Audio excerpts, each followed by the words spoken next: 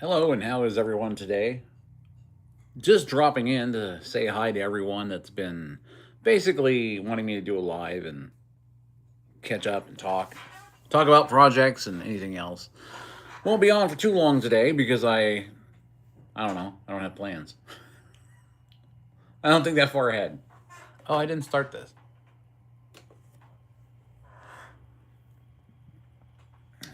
So, just seeing how everybody is today. You know what we do here on this channel? I'm here just to kind of say hi to everyone, and I know that a few people have uh, wanted me to start a live. I've had a few subscribers ask, so I figured, I'll jump on, I'll do a quick live, and I'll see what everybody says. But we kind of have to wait for people to get here, right? We have to kind of wait for people to jump in. Otherwise, you know, it's just me with a ring light blinding the hell out of me. So basically, I'm just here to say hi to everybody and see how you're all doing today. I've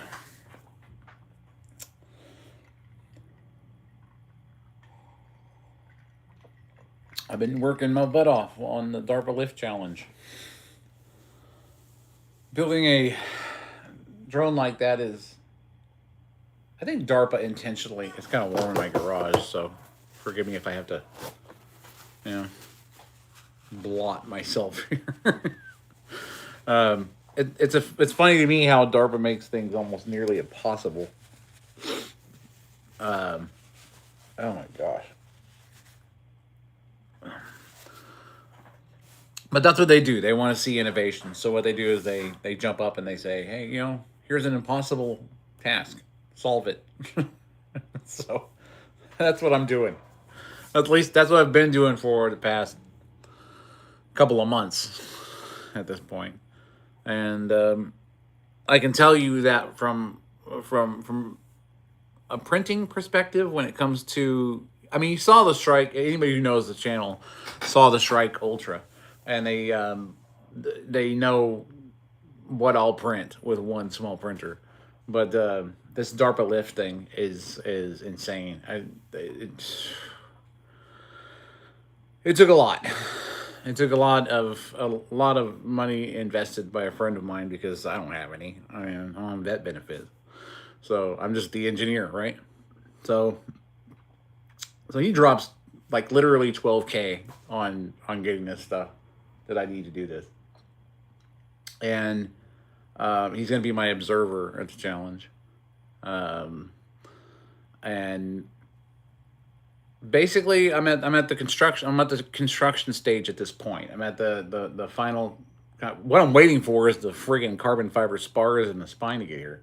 I printed everything already out of the PA6, which is fun if you're printing on a printer like the Bamboo Lab X1 Carbon, because you gotta wait like an hour to get your print off of there. I put a post up that showed why. It's because it's like molten.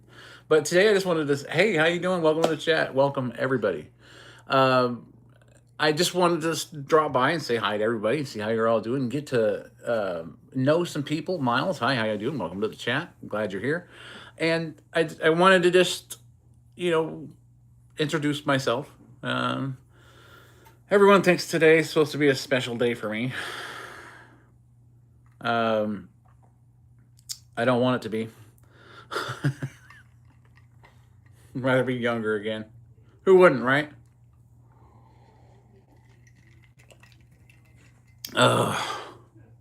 Miles, did I say hi to you? I think I said hi to you. How you doing? Um, Vivian, I'm not sure what the game over thing is for. Black and white. Welcome to the chat. How you doing? Glad you could drop by. Any questions? Anything about what I do? I'm here just to kind of introduce myself and talk to people, get to know the subscribers that I might get. I'm doing good. I'm doing good. Today is regrettably my 50th birthday, and everyone wants to celebrate it, and I'm just kind of kicking it in the garage. It's amazing you get to a point where you're like, you know what? I just want to sit in darkness and just think of nothing. That's what men do in the garage. They just sit and thank you, Jay Ward. Jesus is king. Thank you for that. Please not DIY. I like that name. It's funny. 55th. It's 50th. 50th. Stop adding years already.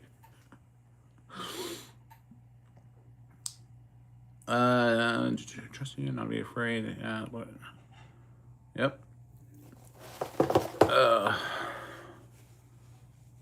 From the Book of Mormon. Oh, you Mormons are weird, man. I'm telling you. I mean, you have the right to practice your faith just like anybody else, but I'm a Christian, and I'm sorry, but yeah, you Mormons got it kind of on its side. You know what I mean? Going a little sideways with that. We know why, too. We know why. You know, hey, it's all right. Guy could, read brass plates with a rock in his hat and wanted to marry kids. That's Joseph Smith for you. So, whatever. I'm a Christian. I don't deal with that crap. My birthday's good. It's just a day. It's another day. Everyone wants to make a big deal out of it. It's just another day. And I haven't done a live in a while, and my subscribers have been saying, hey, we really would like, do a live. We'll jump on. And typically when I get on a live, they jump on. They don't jump on because they don't get notified. And I'm not sure if it's because I do it on short notice or if I have to wait for a while. Yes, I've read the Book of Mormon, and most of it actually was a member of the church for a while until I came to my senses. I'm not trying to disrespect what you want to believe. You believe what you want to, but I know what the truth is.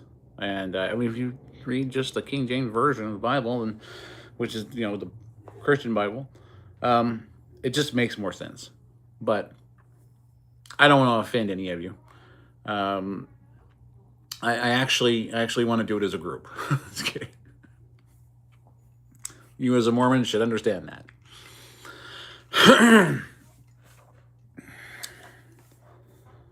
Black and white, you have a great day. Thanks for stopping by. I appreciate it. Oh, yes. We already have people getting timed out. I'm doing good. Hell, we're only 7 minutes in.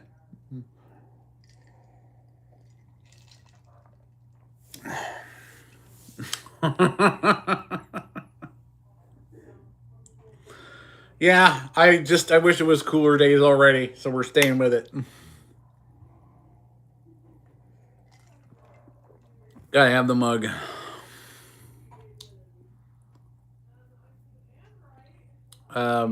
Monkey, I have no idea what that's supposed to mean, so.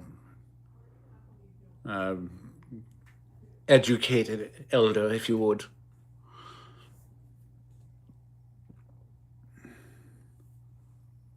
Anybody know what that means? What is that supposed to mean? I don't know what that means. What are you going to do with it? I'm not sure how I'm supposed to is short for, please. I get that part, but I'm talking about the other part.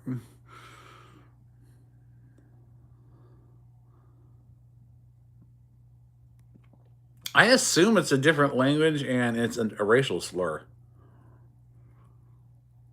Given the context of the way you put it in there. So, and the name of the person. Forgive me for assuming, but look, if it walks like a duck, quacks like a duck, it's a fucking duck.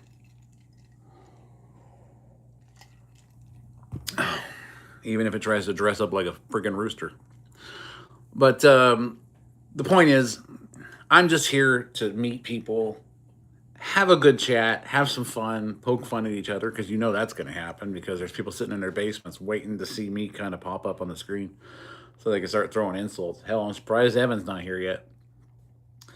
But yeah, basically, it's just about, if you like it kind of points you in the direction of the channel. So if you're kind of into drones, if you're kind of into the experimental stuff that nobody else is going to want to do or waste their time with, because they want to do shorts and stuff like that. They all want to be freaking Darman for some reason, instead of actually creating their own intellectual content, instead of hammering the same freaking thing into the ground over and over again.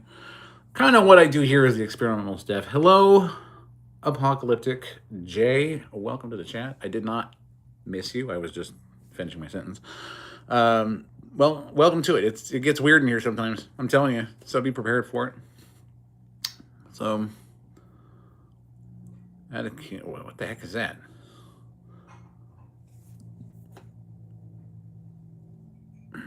What does that even mean? What just popped up on my screen? Asked me to do a Q&A sticker. I have no idea what that is.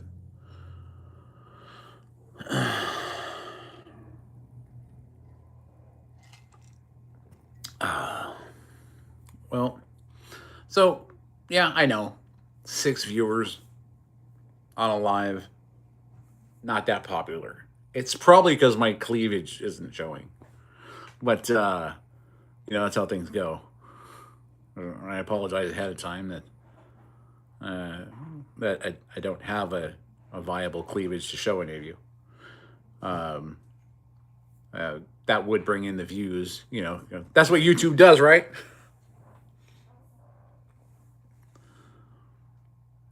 What am I starting or finishing? You might have to be a little bit more specific. Scary stories. Okay, that's gotcha. You guys are agree, or you? I don't know what you're doing there.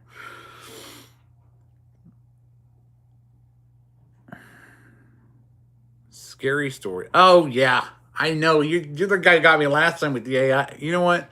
You got me last time with those AI images, and I ain't doing it again. What's this? And were you appropriate mug? More appropriate mug. Thank you, my dear.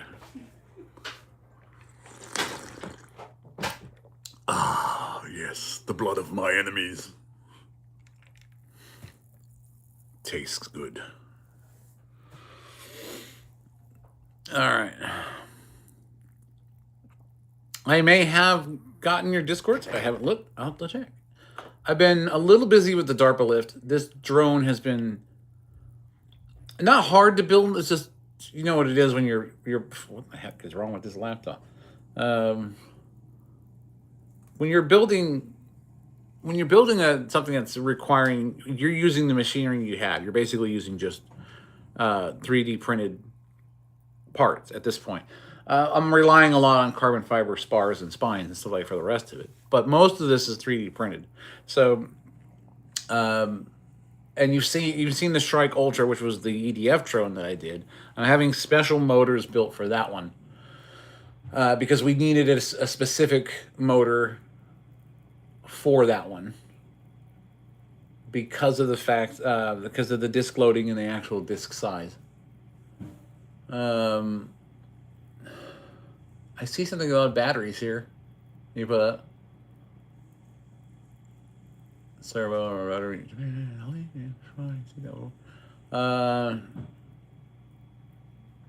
You want to do a lightweight foaming is what you want to do.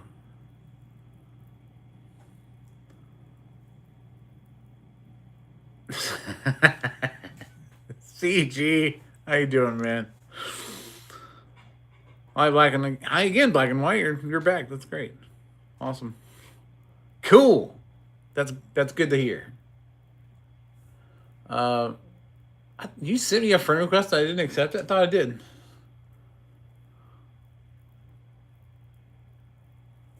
Okay, now you're on there. Okay, so you're wanting to, from what I understand, Jay, scary stories. You're wanting to do a lightweight foamy, I assume. So, but I mean, you're talking about wingspan. Those look like two 3.7 volt cells. I assume. What's the kV on those? Oh, they're 400 milliamp.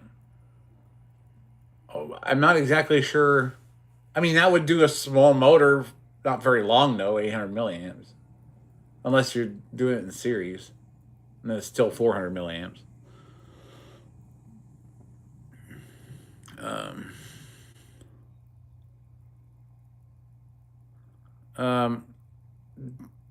What was that? What was the question? Well, I don't even know what that abbreviation is. 2123. I'm not sure how to help you there. I can tell you that. Have you ever been down a one-way street the wrong way? Usually, shit goes sideways quick. Pardon the pun.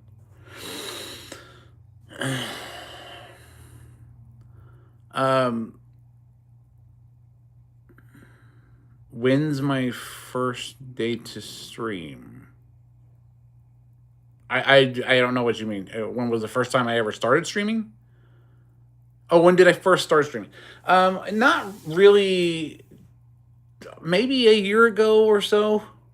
Into the first year of the channel, me actually the channel's been up for a while, but um,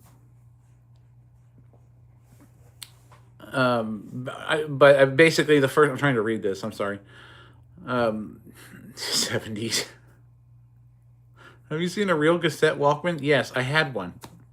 Um, Now, I didn't start doing lives until kind of maybe halfway through when I started working on the channel. The channel's older than the years I've been actually doing this. I kind of reframed it after a while and then went into the propulsion research. Went to college for engineering, getting into aerospace, that kind of thing. So that's what I've been doing. That's what when I built the Strike Ultra, when I built the small EDF drill, and those were all just kind of proof of concepts, some fun stuff that I could put up and show you guys, because there's some stuff I can't show you. What's your question, Black and White? I'd be happy to answer it.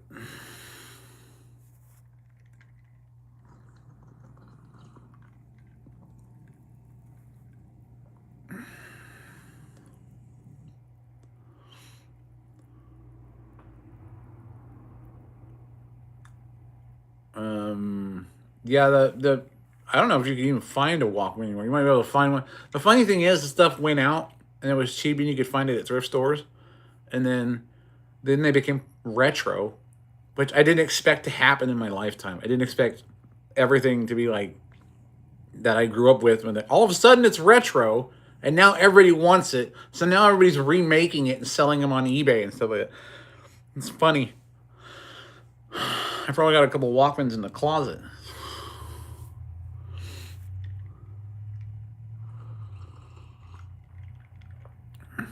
Are you saying I look like Hal from Milk in the Middle? Hold on. I don't know who that is. I've never watched the show. When is the first time that people started to watch me? I assume I got a few watchers on the first stream, but I really didn't. I really didn't count it because, basically I didn't know at the time. I wasn't used to YouTube metrics, so tracking it and stuff like that, a little different.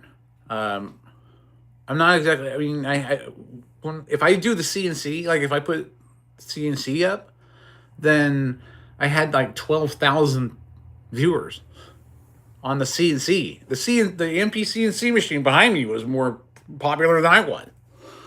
So, but how old am I? Who's saying that? Stay in the school. I turned 50 today. So yes. Yeah, for real. If you're referring to the viewers, it was weird. As soon as I put the CNC on there, it was like if I framed it around doing CNC work, even if it was just crap CNC work, I was just getting it tuned in. Then people wanted to see it. It was something that people like to watch. Any advice for men in their 20s? Wow. Wow.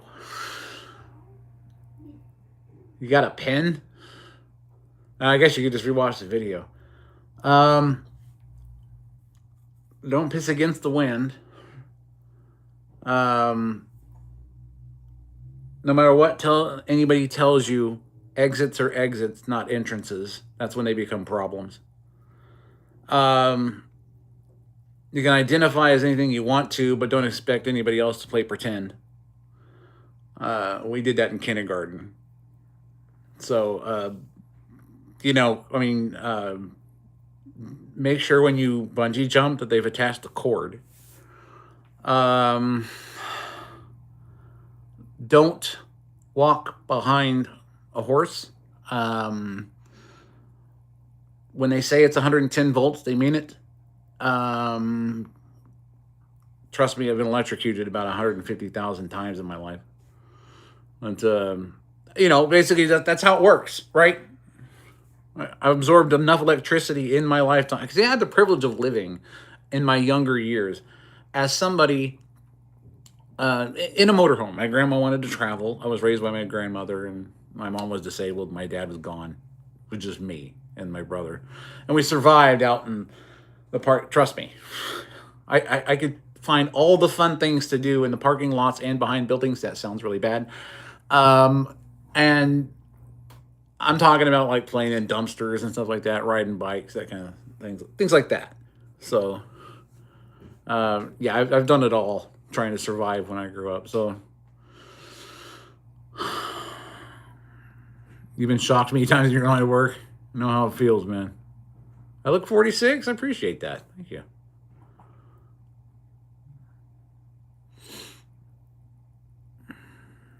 Yeah, today is officially my birthday. I am 50 years old today.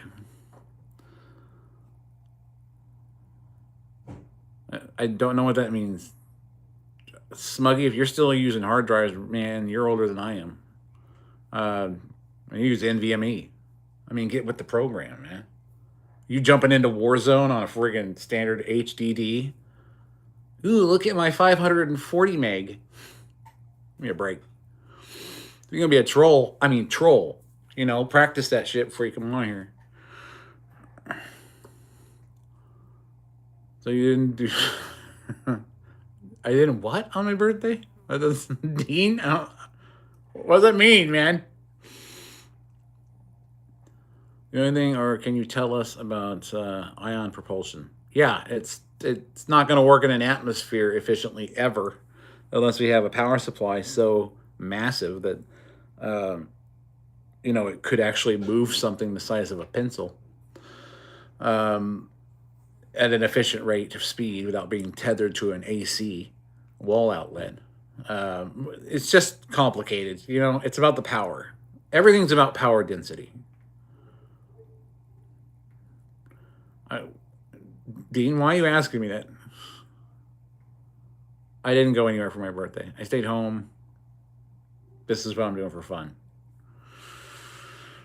I'm here with my kids, my wife, and you fine folks, because this is what I do. I create content, or at least I try to.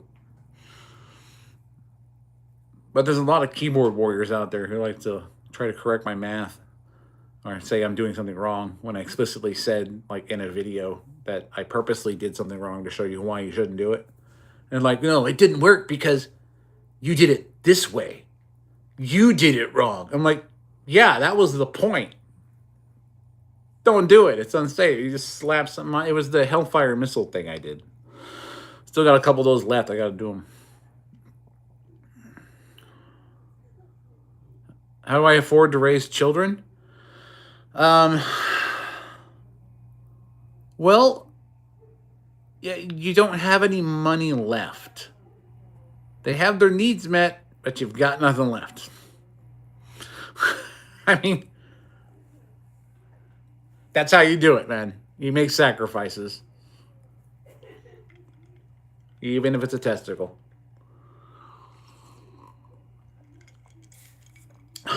And by that point in time, let's just face it, you've already got the kids. You don't need it anyway. So if someone comes along and says, "I'll give me 20 grand for that thing," like, bring the box and the scissors. One paycheck at a time. I barely get between the paychecks, but that's all right. I mean, I'm doing what I have to. You just gotta have faith, I'm sitting here. I got to go to the store today. I don't have much money at all because, like I said, my friend invested in the DARPA project's parts and stuff like that. That's all his. So I have to build it, but I don't have any money outside of that, except just my vet benefits and things like that. So, I had a little bit of loose change. So I went to the store and I got a 2-liter Pepsi. Me and the family to have something to drink. That's all I need. I'm home with family. You don't need to have big parties and stuff like that and cake and things like that. It just ain't in the budget. So you just be happy with what you've got. Another day, another year on this planet. Although nowadays it's kind of shaping up to where it's turning into a Netflix series. So,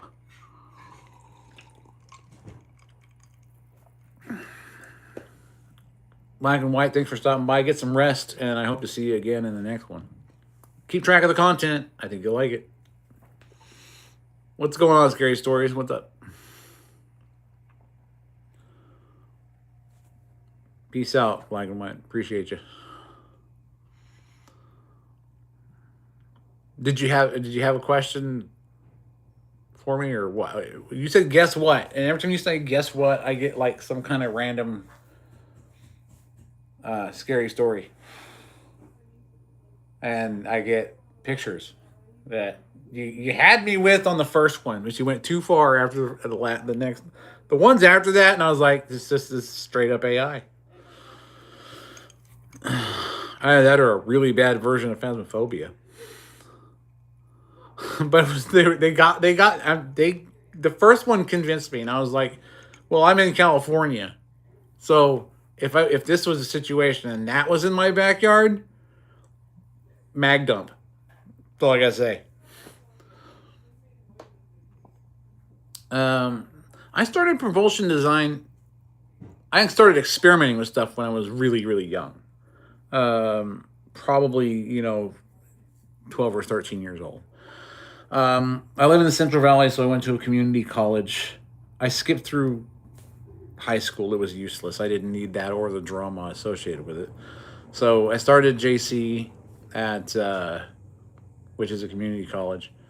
I think I was 14 when I started there, and it started with computer hardware systems, and then I went to CAD from there. First, it was 3D Studio Max, so it was more on the entertainment side, and I kind of got into. I was always into rocketry and flying planes and stuff like that. I loved it.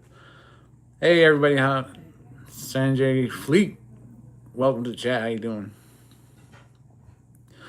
And CG, I agree with you. It was a waste of time. That's why I didn't go.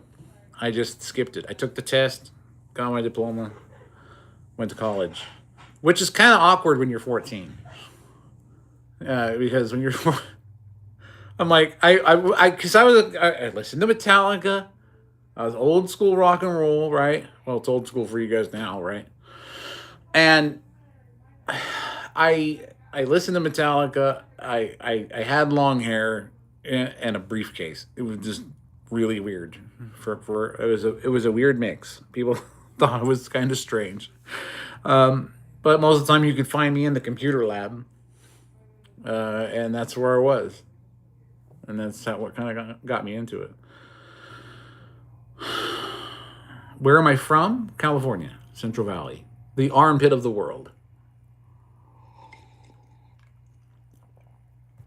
And trust me, I want to get the crap out as soon as I get. I mean, maybe not out of California completely, because once they have you, you can never leave. I think they made a song about that. Don't want to sing it though, because copyright. But yeah, it's been interesting here. I don't like the heat. It's interesting how you're born in places you just don't want to be in. The name doesn't ring a bell.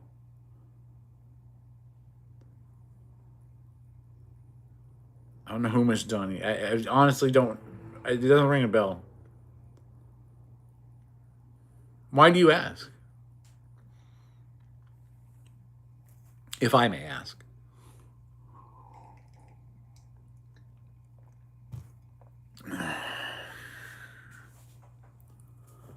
I'm curious as to why you would ask.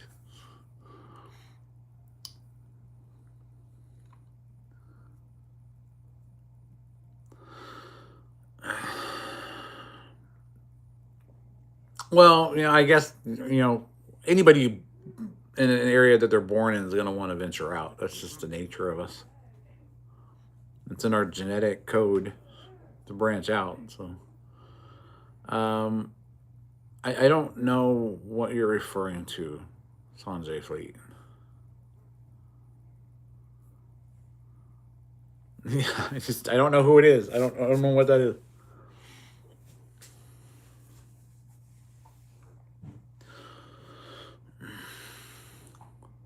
But yeah, after a while, you just growing up here and having to kind of survive in this area, like because of the way I grew up as a teenager, from parking lot to parking lot to parking lot. Um, Everyone asks me, "You goes, why don't you want to leave your home?" And it's like, well, dude, I didn't have one before. So when I finally end up getting my own, and it's a rental, but it's still mine, I made a home out of it. I can hear you, Scary. What is it? Um, I just, uh, I just didn't. I don't know. When I get a chance, if I'm still in California, I'm still in California. But I want to be somewhere where there's snow. How do you become a spy? You don't tell anybody you're going to become a spy. That's step one. And you don't tell them on the internet. That's step two.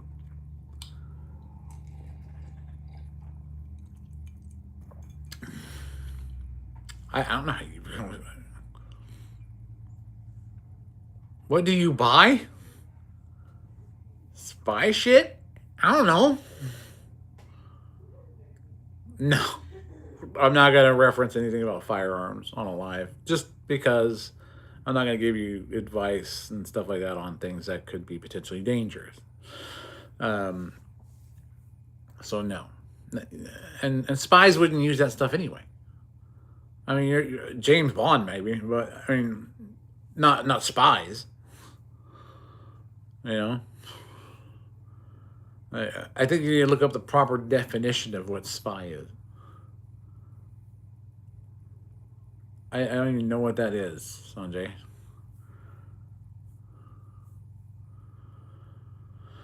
What do you think of the advantage of drones? Quality like Swarm or just they are cheap? The advantage of swarms? It really depends on the context. Um,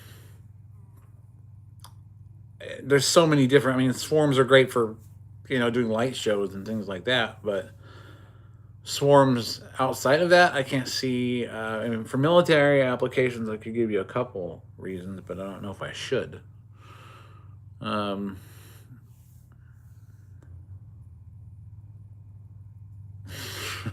Sanjay, you're making people angry. Don't get on her bad side.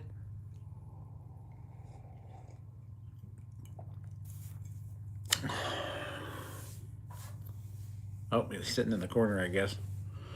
Um, but yeah, the advantage to swarms depends on the context. You would kind of have to give me a scenario to answer that question. Yes, I know everyone's going to say you've got 10 whole viewers or 6. That was quick. But I don't expect it too much. I do, however, expect you to go down to the goal and make me stay 50 for the whole year.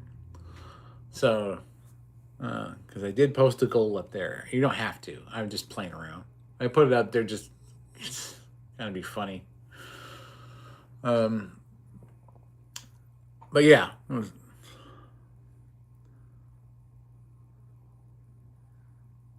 She doesn't have to mind her business. I am her business, Sanjay. That's my wife you're talking to. And if anyone could reach through a freaking camera right now and strangle a bitch, it'd be me right now. So if I were you, I would shut the fuck up. Oh, and welcome to the chat. You show respect to my wife, or I will task a fucking satellite to find your ass. Then we'll go sit down, have a drink together, and we'll figure out what your problem is.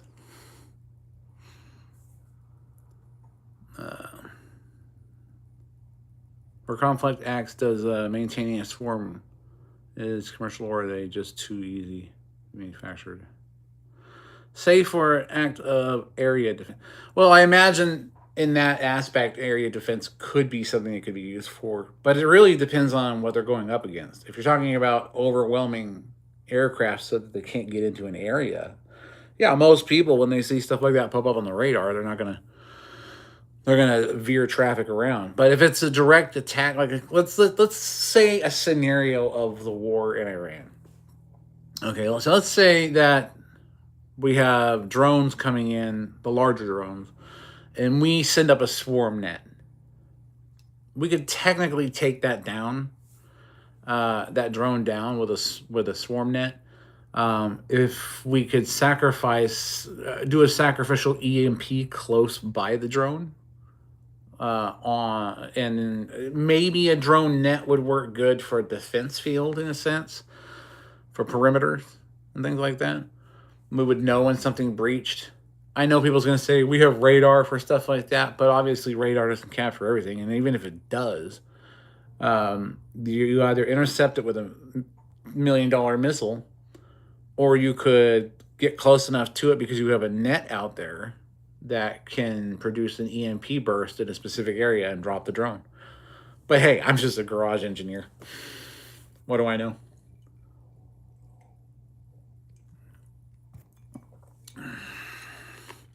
Holy crap! It's Evan!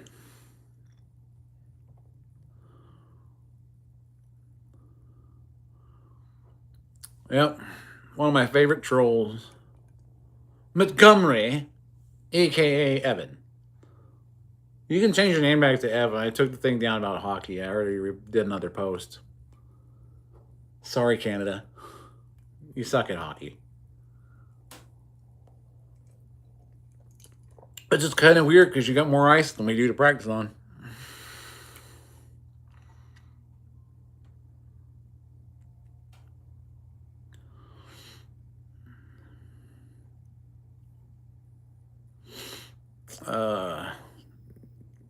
ESPN Middle East. I don't know if that was a joke or not. ESPN Middle East. No, EMP. Electromagnetic pulse. Something strong enough. Usually that's why they try to avoid nuclear weapons. And even tactical nuclear weapons, because if we have any assets in the field, they're going to get knocked out, especially if they're not shielded. And typically most equipment isn't shielded. I'll turn this light like down out of my face or something. It's shining on my freaking glasses. No. Oh, that's a little bit better, I guess. But...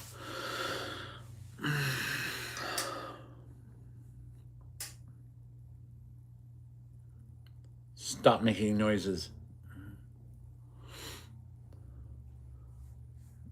Dead guy roams around my house.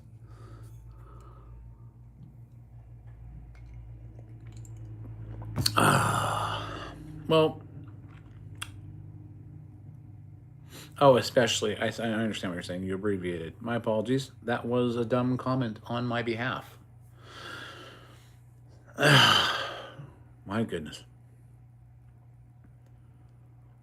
I know they're not. I know that you say they're number one in hockey, but you didn't prove it during the Olympic Games. So, I mean, the only thing you got left is your Air Force, and those are all mallards anyway. So, send them on over.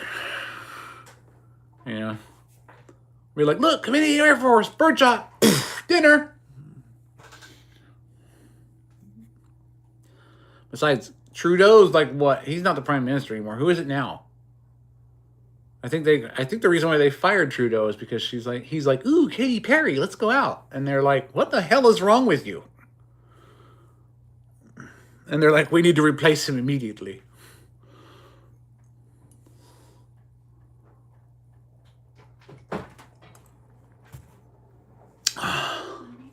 Oh yeah, we probably need a little more ice. Actually, see that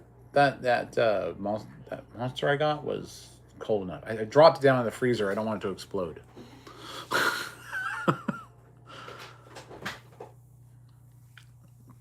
But yeah, like what you're saying, Roadhouse, I think that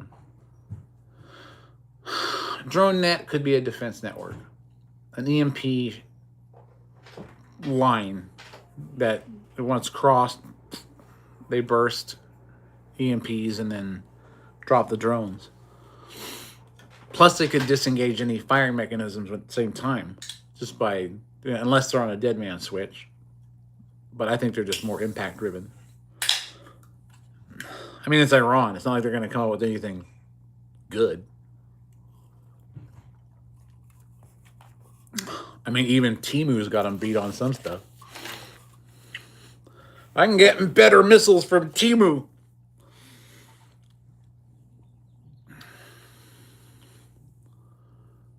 I missed half of that question. Hold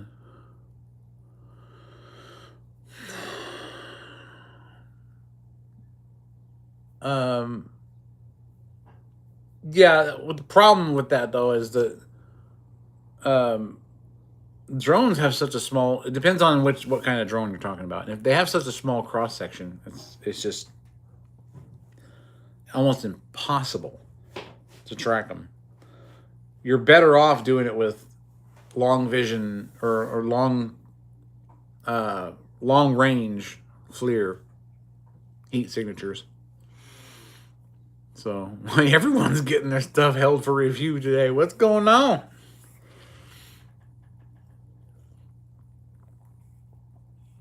I mean, what's your opinion on what's going on in the Middle East? Do you honest question.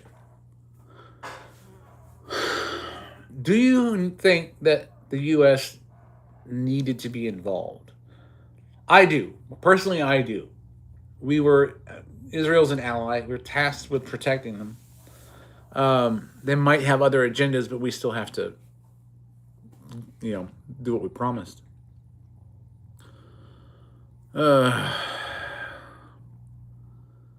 Evan, are you ever going to grow up? I mean, granted, that's a new one. I mean, out of all of the lives that you've been in, where you come in insulting me all the time, that's the first new one I've seen in a long time. You realize it took you roughly 6 months to come up with something new? Can we get some better trolls in here? Good Lord. You ain't even worth timing out, dude. I mean, come on. Jeez. Come up with something, Uh-oh,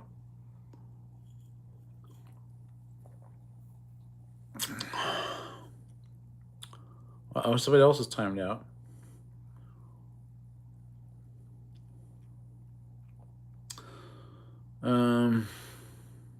They are going to put boots on the ground.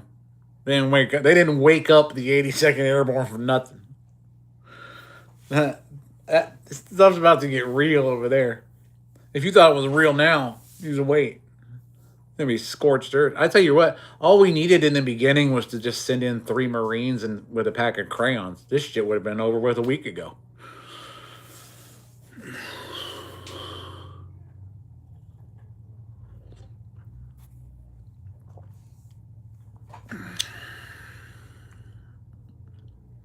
So why was he timed out?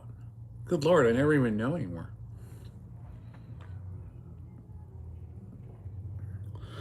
But, yeah, so many messages held for review. What is going on here?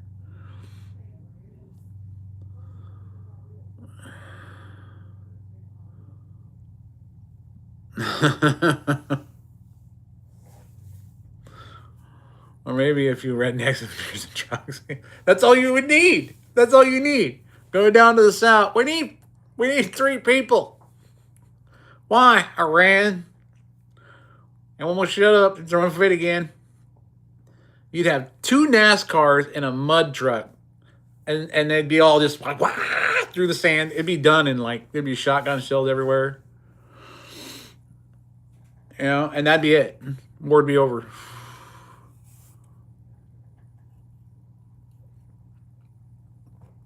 What does that have to do with anything? Scary stories?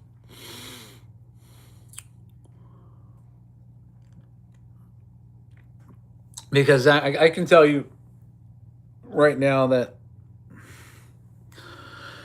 I mean, realistically, how long do you think this war is going to last? Do you actually get ski weather in my... Yeah, I do. In my country? Well, of course. I mean, do you know how big you're from the United Kingdom, so pardon me for not using the proper accent when speaking with you, good sir. But yes, your entire country could fit in California. So yeah, we have a lot of snow. Well, I mean, we kind of had to be. I'm gonna be honest with you.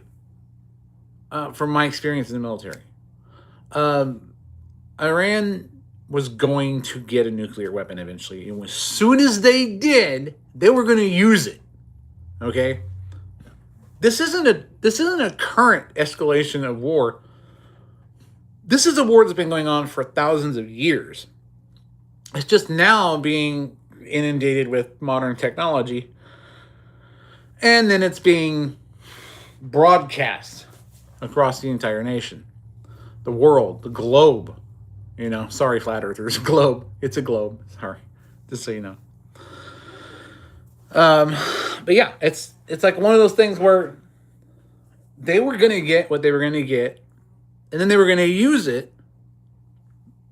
That's all there is to it. I mean, think about their ideology.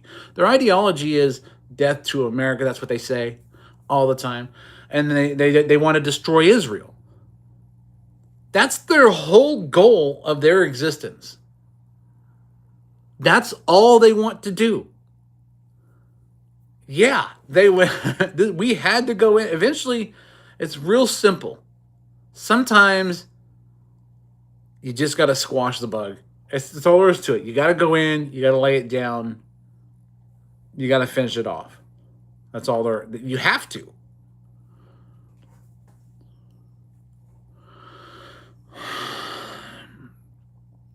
Pressure from the Middle East to resolve it.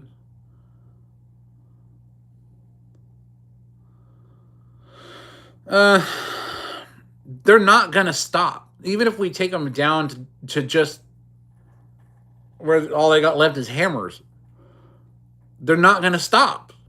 Eventually, you just got to eradicate them all.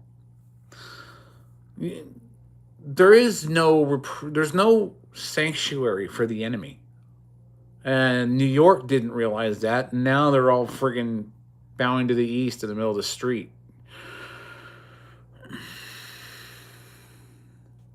It's not about the oil. Granted, oil has a lot to do with the economy, and the war is affecting the oil, which is affecting the economy. But and we got oil here.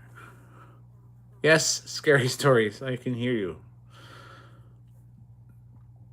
Do I have Skinwalker? Well, yeah, we have a place called Skinwalker Ranch. You know,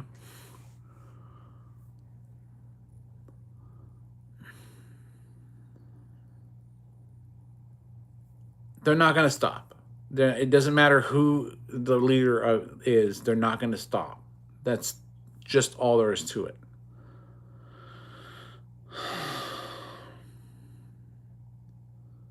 Is the skinwalkers real? No, I don't believe in that stuff. I don't believe that. I don't believe in aliens. I don't think anyone can talk to the dead through a freaking guitar pedal and an amplifier with a noise gate. Like Huff Paranormal. That shit cracks me up. I can do the same damn thing, and I'll do it on the next live. I'll show you how that's such crap, man. They're playing audio from people that they're saying that they're talking to on the other side, and they're using the noise gate and the reverb, and then that's why he's constantly twisting the knob.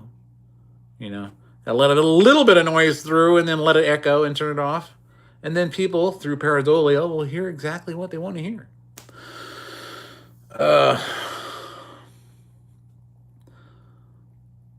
You think there's a skinwalker in your house? Well, if you have skin on, you're one of them.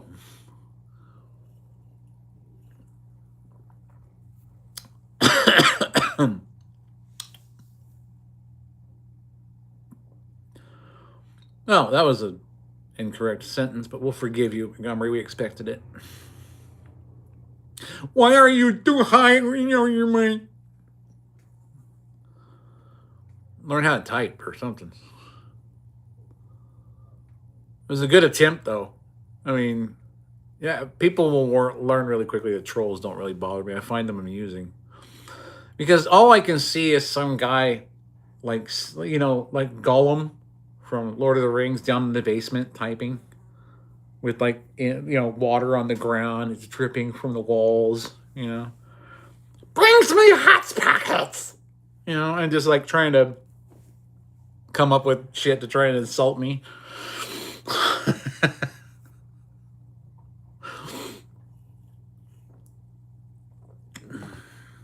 But I like it when they do try because it's kind of I like being able to grade it. It's like would that have been a good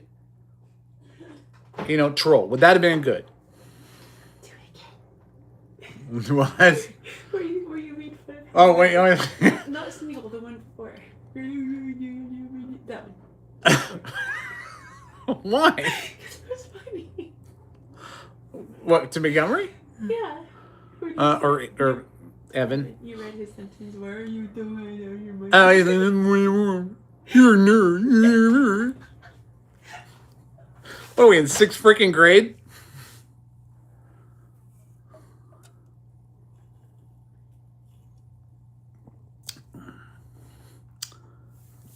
Come at me, homie. You know where I'm at.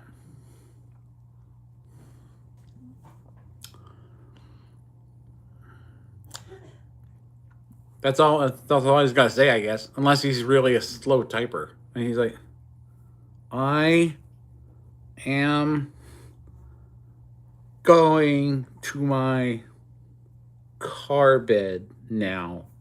Is that what you're doing there, Montgomery? You ain't my age. You ain't got no skills.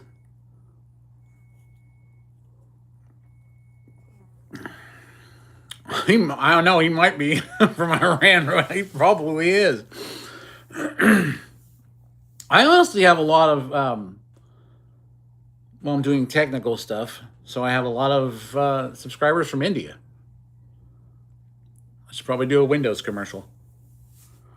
But the point is, I've got people following me from all over the world, which is kind of cool. So, my troll from Iran. I don't think they would. I think we knocked out their internet by now.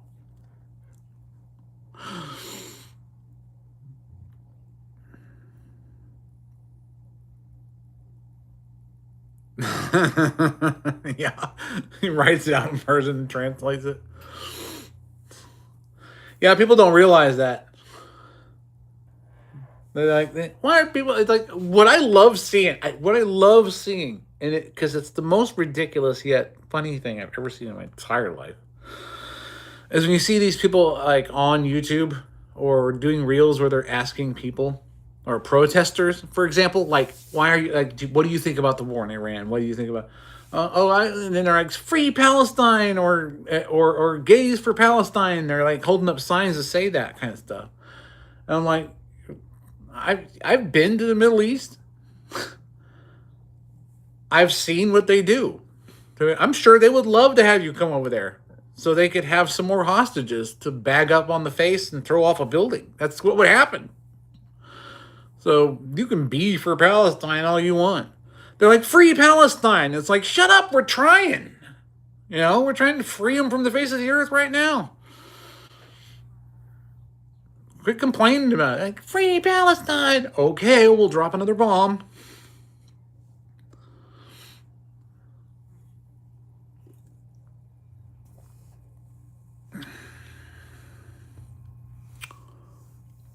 I know. I do have. That's why I don't really time them out, because it's sort of like having a pet. See? No real humor, just a question. I'm sitting here drinking a Monster, and he's like, are you drunk? No, I'm not. Thank you. But, sit, boo-boo, sit.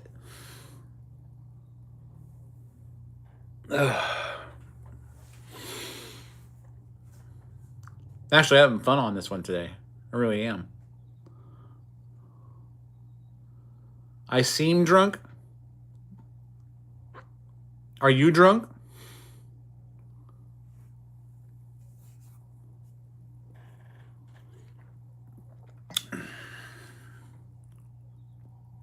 I seem drunk.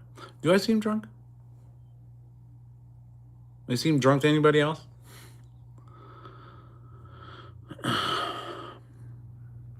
It's funny you even ask that because I hate alcohol. I don't even like it.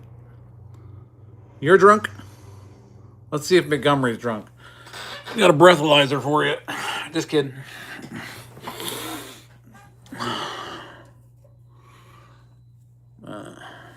Single dad from India. But I'm interested in learning about drones. You know, I'm glad that you are. Because that's what I do, is I build drones. Watch any of my content. You're going to find out which one you want to learn about.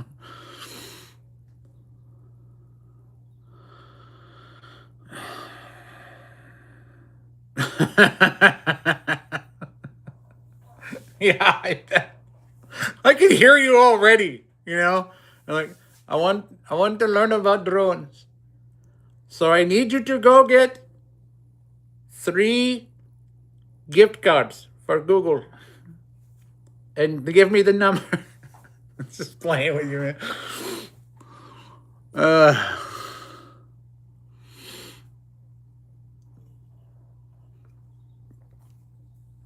No, I like, you know, everyone goes, oh, that's racial. That's just insensitive. You shouldn't do stuff like that. And I keep thinking to myself, you know, if you get to know the people and you get friendly with them, they don't care if you're like making fun of the accent and stuff like that. They're at home making fun of yours right now. So I think it's just all in good fun. I've got a friend that's, you know, half Mexican. And every time he digs a hole, I make fun of him. Especially if it's near a fence. So, I mean, he doesn't care. He knows that I'm going to do that kind of stuff.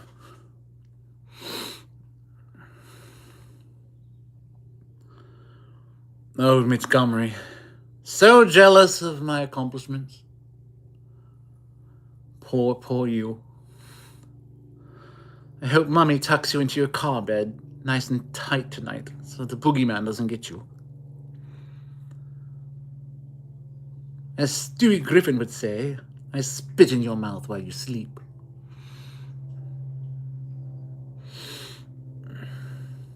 He built clunky. That's for the wife. She loves it when I mock you.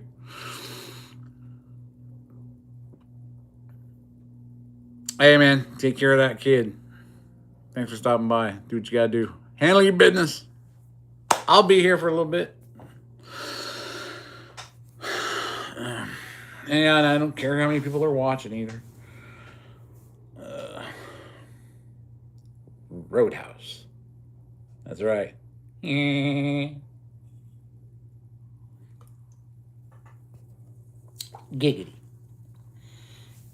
Oh, yeah. Yeah, people get pissed off, man. Some people get mad at some of the stuff I do. I got so much shit for that Hellfire that this guy was just because I literally made the video saying why it's completely illegal and why it shouldn't be done. And that would be firing a model Hellfire missile off of an RC plane. You don't do it. It's illegal. You can't fire anything off of any RC aircraft. I've said it before, I don't even think dropping those bomblets like people do with chalk is legal. I don't think you're supposed to drop any, I mean, Part 107 is pretty clear. You don't drop anything off the aircraft. You know, it's against the law.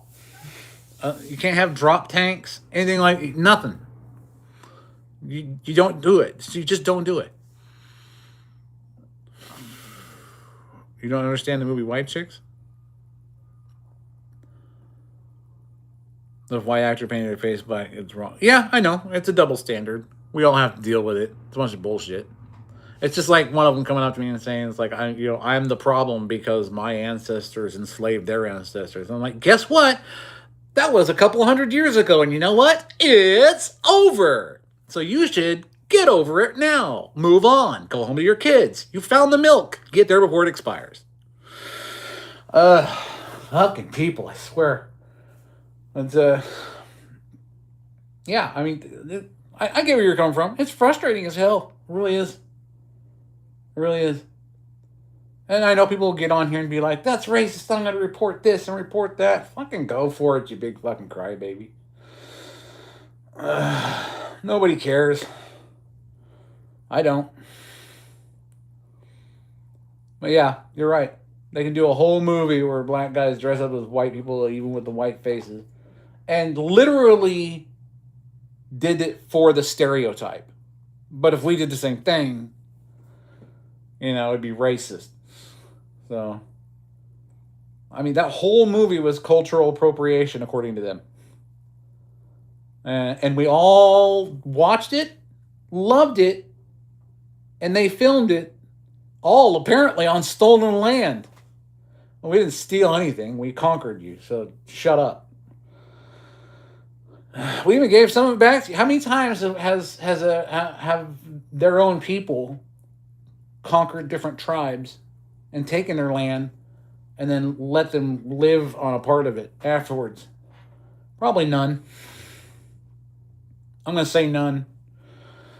But no, white man comes along, takes it. And white's not even a race. It's like European. Most of my lineage is from Europe, Scotland, Ireland, Basque, Spain. I have relatives in my ancestry that's from the indigenous population here and the Sonora settlers. So it's like, I'm fucking related to everybody. So I'll just say whatever the hell I want, and I won't be culturally appropriating anything. Because I literally have every bloodline from the freaking West Coast all the way to fucking London. So, there you go. You don't like it? You're more than welcome to F off.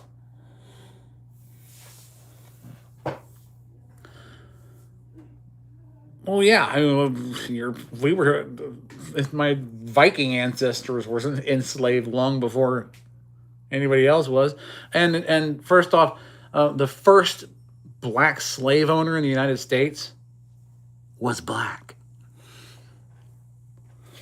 Look it up. You want to know who sold those black slaves to the black slave owner colonist? Black people sold them. Yeah. I know, shocking, isn't it? History.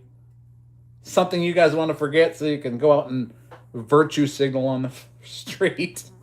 So you can get likes on Instagram. How pathetic. And I get, nobody's ever threatened me for saying stuff like this, online or talking like this. But, this is America. We have a freedom of speech. That's our First Amendment. Our second is the reason why no one ever comes up to me and tells me that I'm wrong. So, not that I would need the Second Amendment, because I typically would throw hands first, But I've had to deal with people, because I got a building I got to watch across the street, right? So, I get trespassers that go over there every once in a while. And I've been around the block a little bit, okay? Because I'm 50. I can say that now. I've made it through half a century. I'm technically antique. So, I have people get all over on the property. They're tearing it up on dirt bikes and stuff like that. And couldn't get their attention. So, I took my 37 millimeter launcher and fired a flashbang in the air. That got their attention. Because one of them's like, they're shooting at me. I'm like, have you ever seen an aerial flashbang?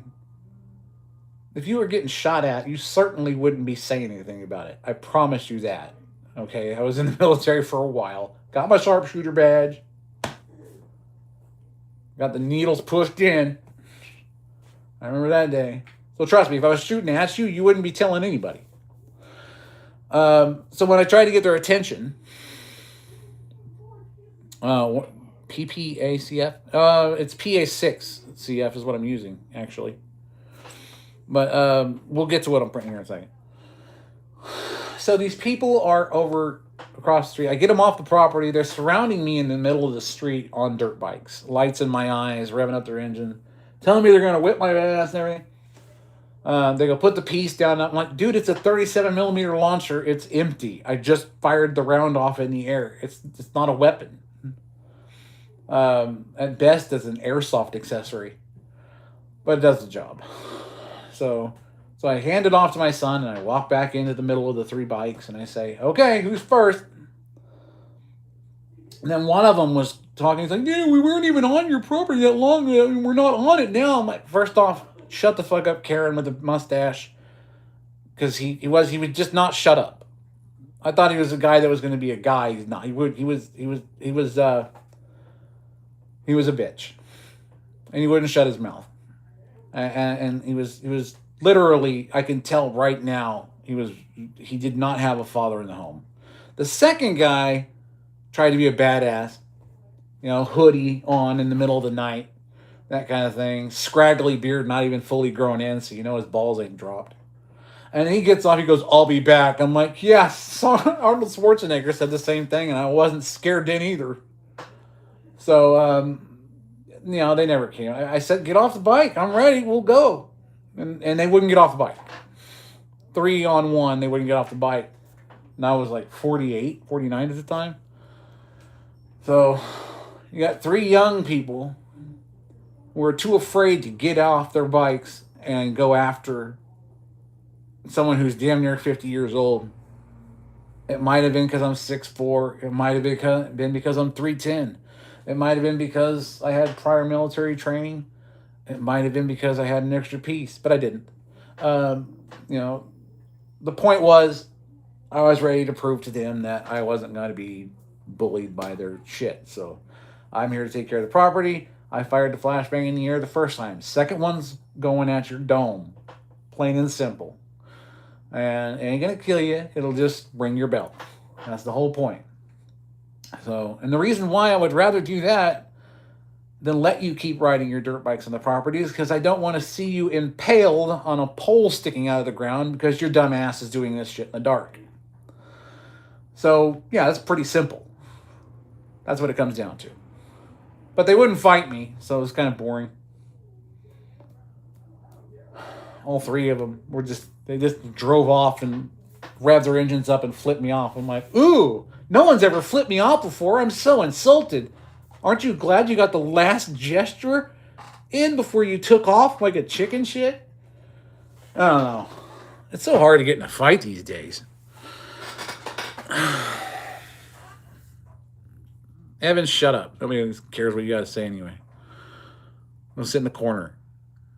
What I'm printing with the PA6 CF20 is the DARPA Lift Challenge project. So I can't really discuss it, but the reason why I did it with the PA6 CF20 is because it was lightweight, durable. After you anneal it and then you rehydrate it, it becomes very impact resistant. And it flexes very well without breaking. So that's what I wanted to do. Because if you look up the DARPA Lift project, which is kind of open to everybody, you're going to see that the requirements. Okay, they want you to take with a 55-pound craft because it has to fall under Part 107 rules. In spring, farther into spring, closer to the competition, we'll have our 44807 exemptions for our payload, which is 110 pounds. So they want you to take a 55-pound craft that is VTOL capable and lift 110 pounds at a minimum, fly at 4 nautical miles, drop it off, fly 1 nautical mile circuit back. It's all on a closed circuit, obviously.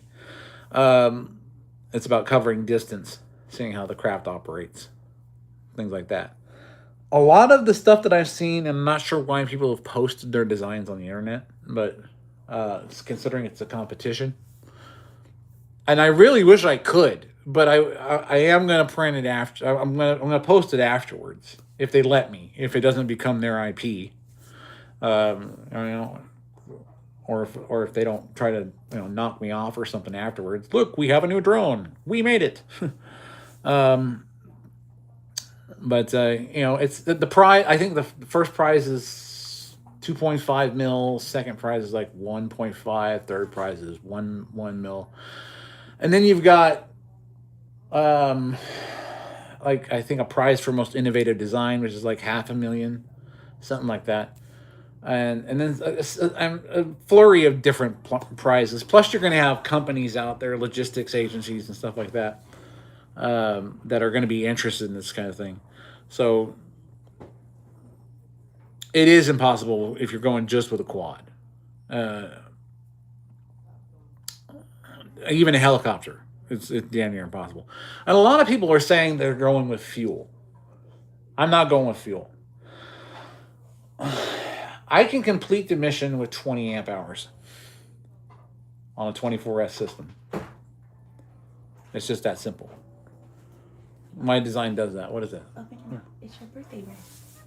Oh, is this the bread that you were doing? Mm-hmm. Ooh, a sample. Damn. That's some good bread, sweetheart. Yeah. Hey, I better not be all I'm getting. No, it's your birthday bread. I want some more. Are you cool? Is it cooling down right now? Do you want it on live or off? I'll eat it off the live. Okay. Cause I'm digging into that shit really right now. Yeah, it is, like I was saying, it is impossible with quad. And I see a lot of people doing designs with quads, because when people get stuck in this mindset that a VTOL system has to be a quad rotor design, and without giving away too much, that's kind of where I went a different direction. Not a helicopter blade, not a single, anything like that. My design is completely different, and it's actually going to be a lot of fun, I think, to do. So,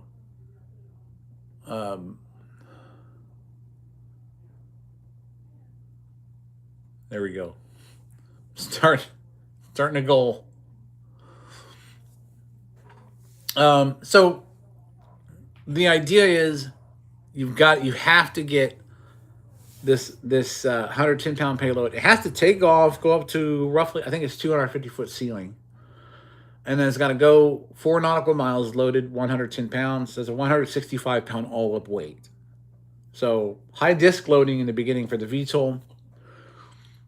So I had to run the numbers. I had to go, okay, what do I need for battery power? Not fuel. I'm not going to use fuel. And I made the entire system modular.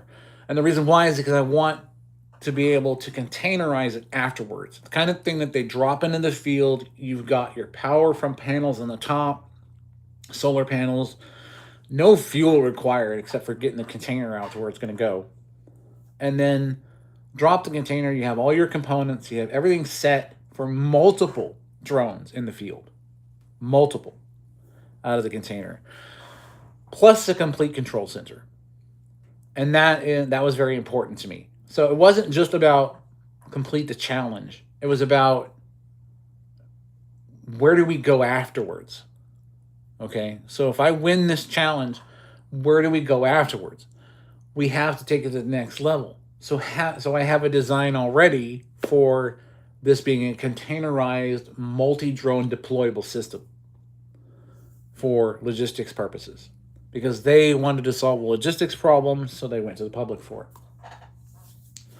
As well as large companies. So, do I expect to get first place? There's a good chance. I've gone over the math probably for a month and a half straight. I'm going over the math, power consumption on the motors, all the way down to how long the wire length is, what the wire is made of, how many strands are in the wire, so I know what conductivity I have, what losses I have, what heat resistance I have. I've meticulously modeled every single gram of this thing, literally down to the gram, because it can't be over 55 pounds. So it's been a challenge. It's been a challenge. And we're now in the construction phase at this point.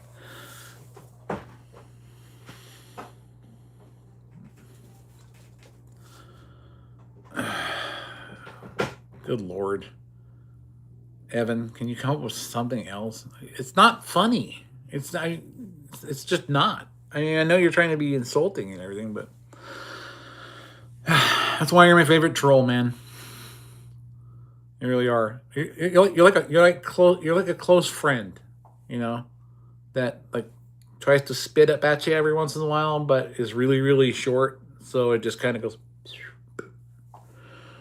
and that's it. You know, it doesn't get near you, but it's entertaining to watch. You know. Have you accounted for the turns every quarter mile?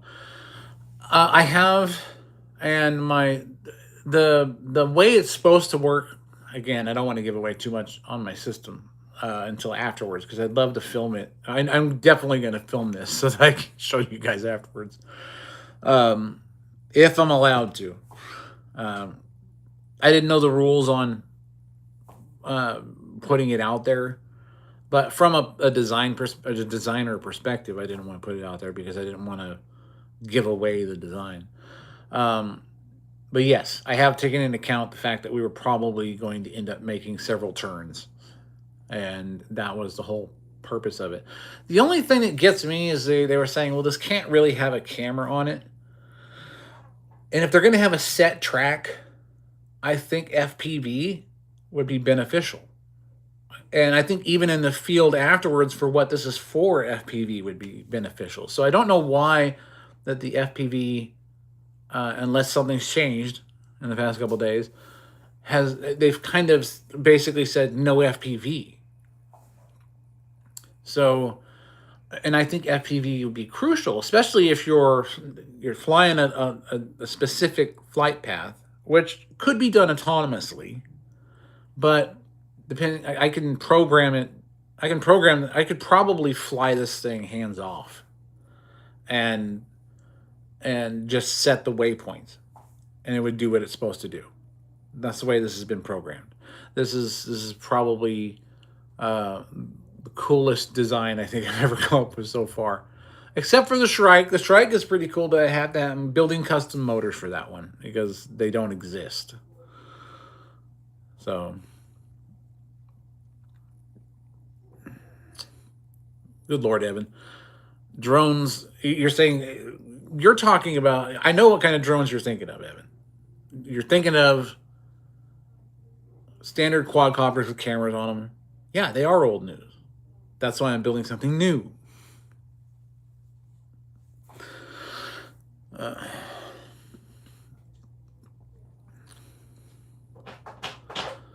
You would think they would, I just don't understand. I'm honestly not sure if FPV is illegal in this competition. And the reason why I say that is because they haven't posted any rules about it.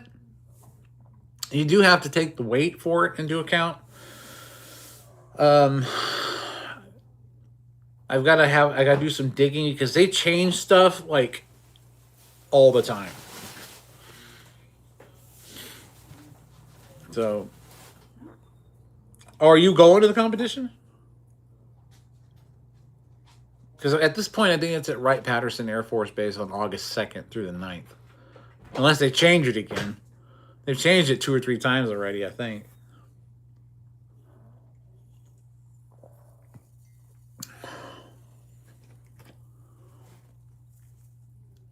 Colt, get out of the garbage, dude. Do you need to go outside? No, and now you want back in? All you wanted was to do was dig in the trash? Come here. It's like a 80-pound toddler. Do you have an entry, or are you just going to watch?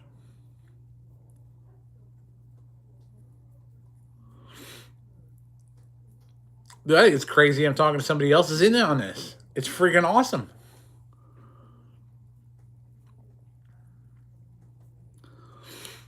You know, I'm like cutting it close, though. I'll tell you that right now.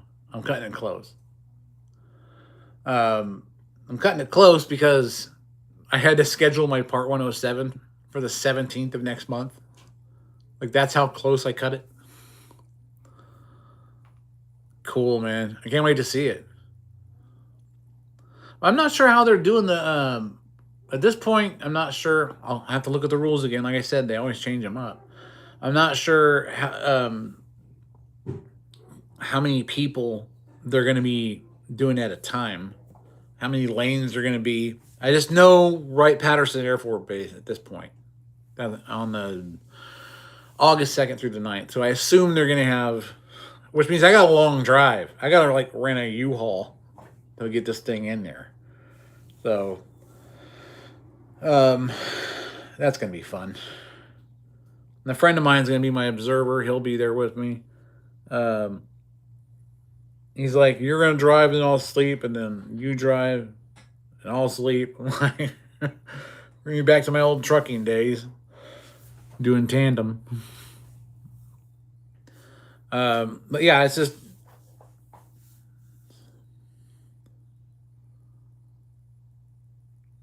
God, Evan, I swear, can you come up with something new? We're not even talking about the same drone you think is, what'd you call it? A clunk? Or something like that? I feel sorry for you for getting dropped so much as a child. I really do. I'm starting to wonder if your parents did it on purpose. But please not DIY. You know what? I can't wait to see. I can't wait to see you there, man. That's totally awesome. I'm actually talking to somebody that's going to be there. I like it. That's totally cool. I can't wait to see. There's gonna be so many different things that are out there. It's gonna be like going to Toys R Us as a kid. You know, when we get there, when we see people unload and everything, and we're like, "Oh my God, look at that dude!" And then some of them are gonna be like, "That was gonna crash like instantly," and then it ends up being like the one that does it best. So, yeah, I think it's going to be great. I think it's going to be awesome that you're there. I can't wait to see you there. And good luck to you, man. I mean, good luck to you. That's what it's all about. Because even if I don't win anything, at least somebody will buy the drone.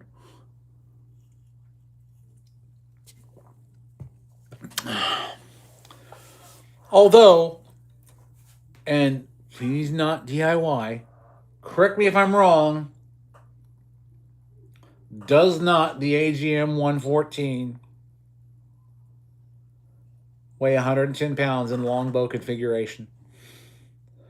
And is the altitude that they want us to fly out not underneath an acceptable radar ceiling floor for the desert? Just saying.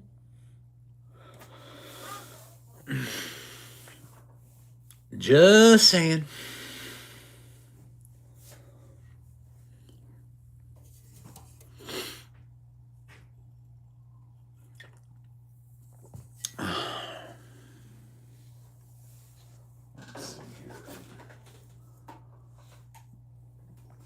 For some of my build, you're going to laugh at this one. Structurally, my propellers came with packing material, right? This stuff, it's extremely rigid. Like, it's the most rigid stuff. It can take torsion really well. I'm actually incorporating it into my build for torsion stability at almost no weight cost. So I was like, yeah, heck yeah. It came with enough panels of it and 40-inch props. So,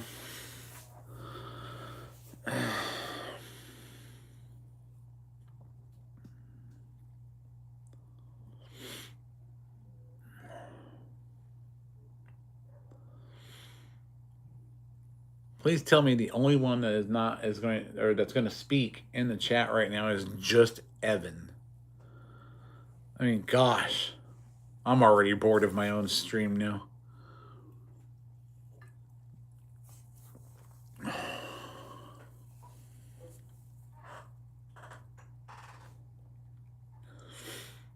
What'd you start laughing for? You like find a mirror?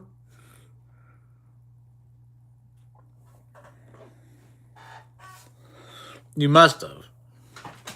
Although I do want to I want to thank you for making it a very entertaining birthday. I can always count on Evan to make it an entertaining birthday when it comes to trolls. Any kind of live I do, he does make it interesting. Yeah, he is a bit nuts, I'm sure. Either that or he's chewing on a pear. Either way, it don't matter to me. The point is,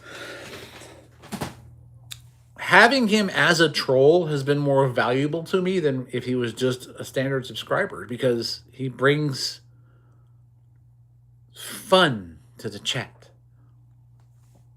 Yes, it's my birthday.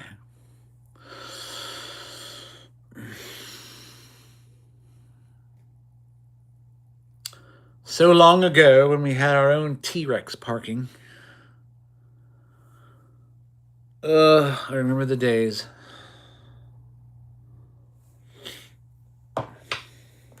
One second.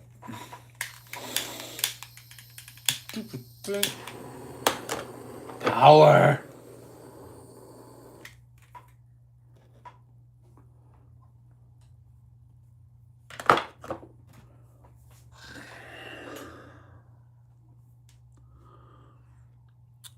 Thank you for that, Evan. That's probably the nicest thing you've ever said to me, ever.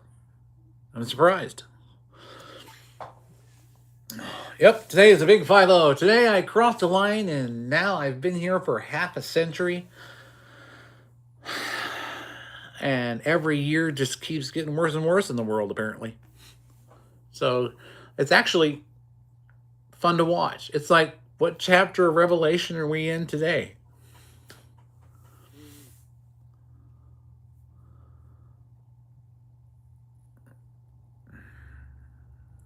Thank you for that. Sales Special Solutions. I appreciate that. And yes, any publicity is good publicity. I'm going to break out my announcer voice now, all right?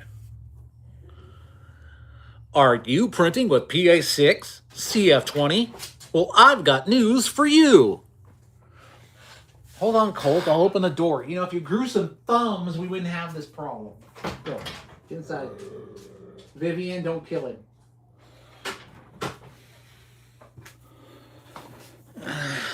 One husky and one coyote in the same house. Probably not a good mix.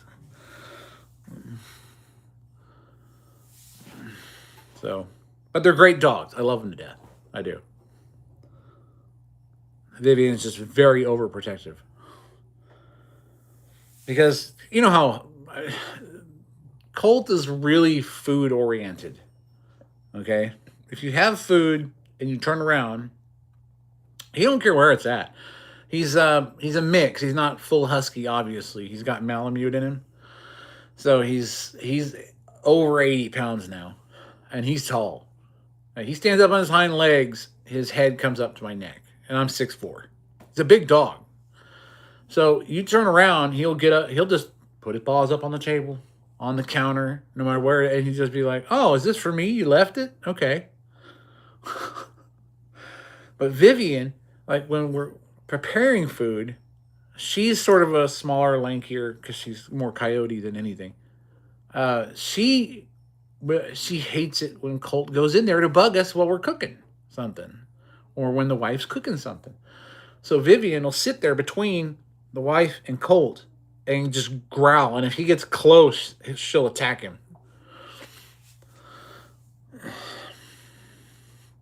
He just wrote a conversation on paper, and it's getting a lot of feedback. Some good, some bad. Well, what's it about? See, now you got me intrigued. See, when people lead with that, it makes it interesting. Are you saying he wrote it about Trump, Dean? Or are you just running in here and saying Trump?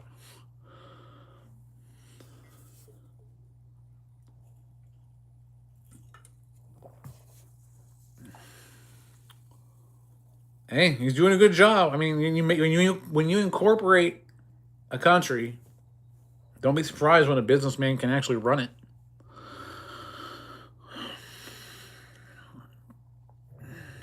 A local business, Pinehurst. You wrote something about a local business. I hope it was good. Was it the good part or the bad part of the business? I have a feeling that's probably why you're getting feedback from some of them.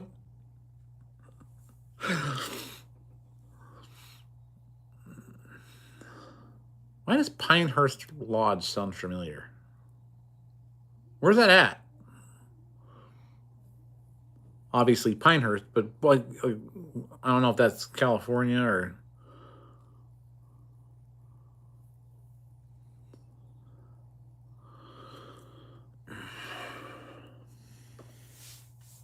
I want to buy a house soon.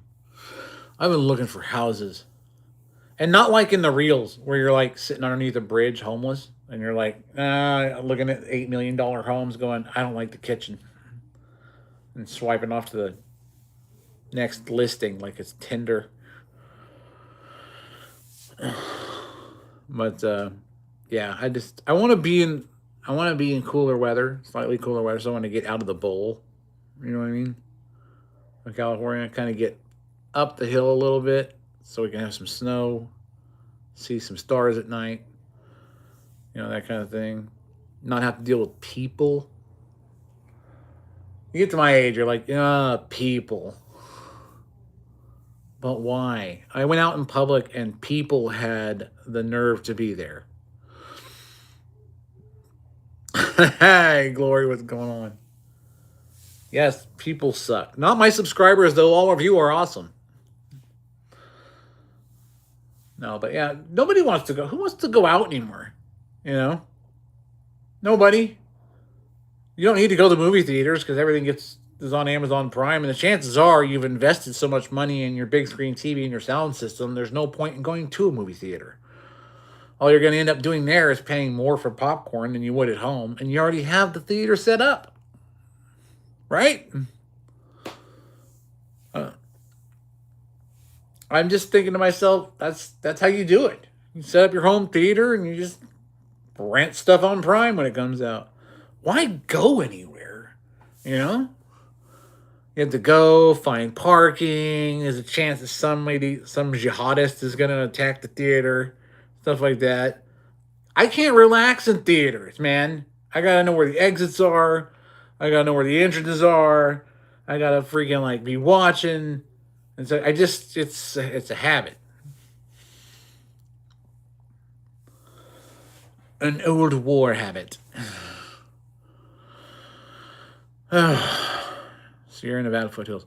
Sierra Nevada foothills. Okay. You see, because a place I was looking for, I found up in, I think it was Murphy's. I was looking at a place to buy up there. Totally going to use VA for this one because I don't have anything to put down. So, hopefully they'll give me a loan, you know. So, I just want a nice, cozy place, you know, so my daughters have a chance to see anything but the concrete jungle. You know what I mean? It's just, and learn how to live off the land. That's the whole point. Plant stuff, grow stuff, have animals, and learn what it's like to live off of the earth itself instead of the infrastructure that we're provided. Because that's why most people won't survive if trucks stop bringing in food and the power goes out. Because, well, I mean, they don't know how to live off the land. All they have to know how to do is live off the infrastructure.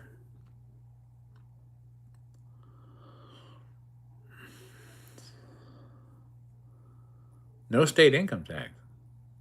Cool. Hold up. Did you say constitutional carry? Count me in.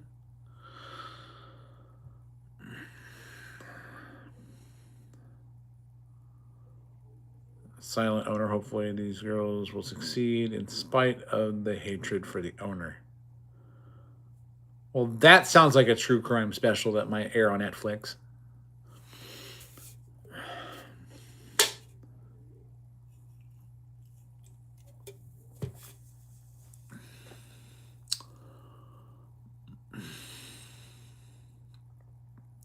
Yeah, Glory, you live in there is a huge bonus.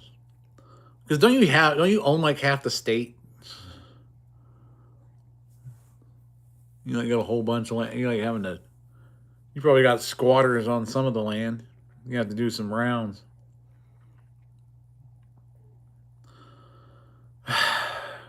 Did you stub your toe again? Scary stories.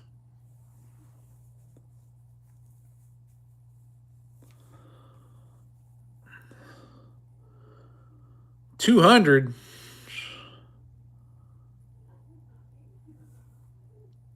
$200. Dude, I'd be happy with 10. I could build a shop on it, continue to do my research. Things go well with DARPA, you know, we'll see what happens. Build a nice home for my family. Get some snow finally, maybe. That'd be fun. I think that'd be a lot of fun.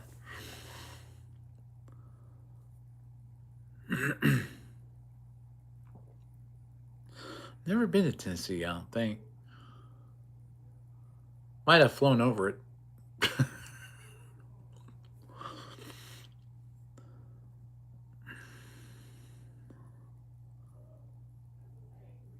Oh, yeah, that'd do it.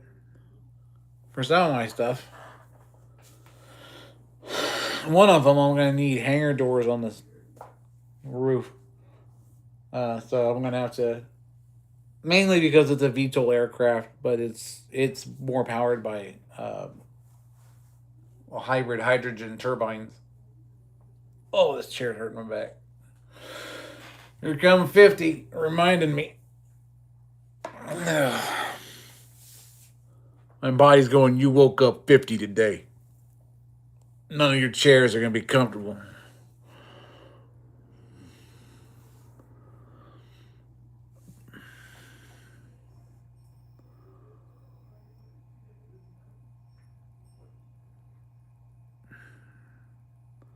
Hey, sounds good to me, Mr. Rogers. Let's get me into a good place with some snow. And get me in there with nothing down because I'm using the VA. You got my email in the channel. Hit me up. I'm gonna need the help. I don't know how to do all this stuff. I never bought a house before. And they said I could do it with my VA. I had to get some stuff knocked off my record from the school because they like overcharged me for federal loans. They took more federal money than they were supposed to. And so we're getting that squashing off my record so my credit goes back up. It already went up another 50 points the moment I started it. So, which was kind of funny. As soon as they reported that they had suspended the loan payments because of the way that they handled it, I didn't have to make any. Basically, you know, they're like automatic 50 points. And then I think in another month, I'll probably get up even higher because I lived on the streets. After that, I went to war. I didn't build any credit. I didn't use any. I had like 2 credit cards, low limit, $500, nothing serious. And I screwed those up, so that's my fault, you know. So I got to own up to that. So I set up payment plans for that. And then I'm fixing the whole school loan thing because they screwed that up. Then my credit will be up there. But I don't know if it just depends on your income because like I only got 50% service connection. So I may have to work wherever I go. I'm hoping that what I'm doing here is going to put some money in my pocket and I won't have to worry about it, you know, after the DARPA challenge. So that's the goal. So just out of curiosity, what is more affordable? Like, what's the price range of more affordable? Because you're going to love this one. I'm going to tell you that this is like personal financial details, but I'm going to tell you right now. I live in California on around $2,200 a month. That's it. That's it. That's all I get.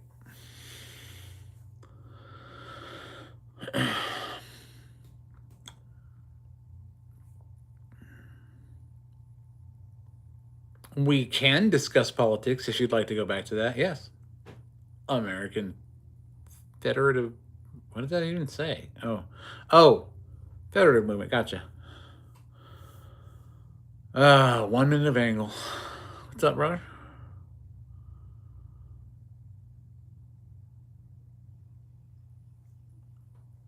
What was that last part of that question?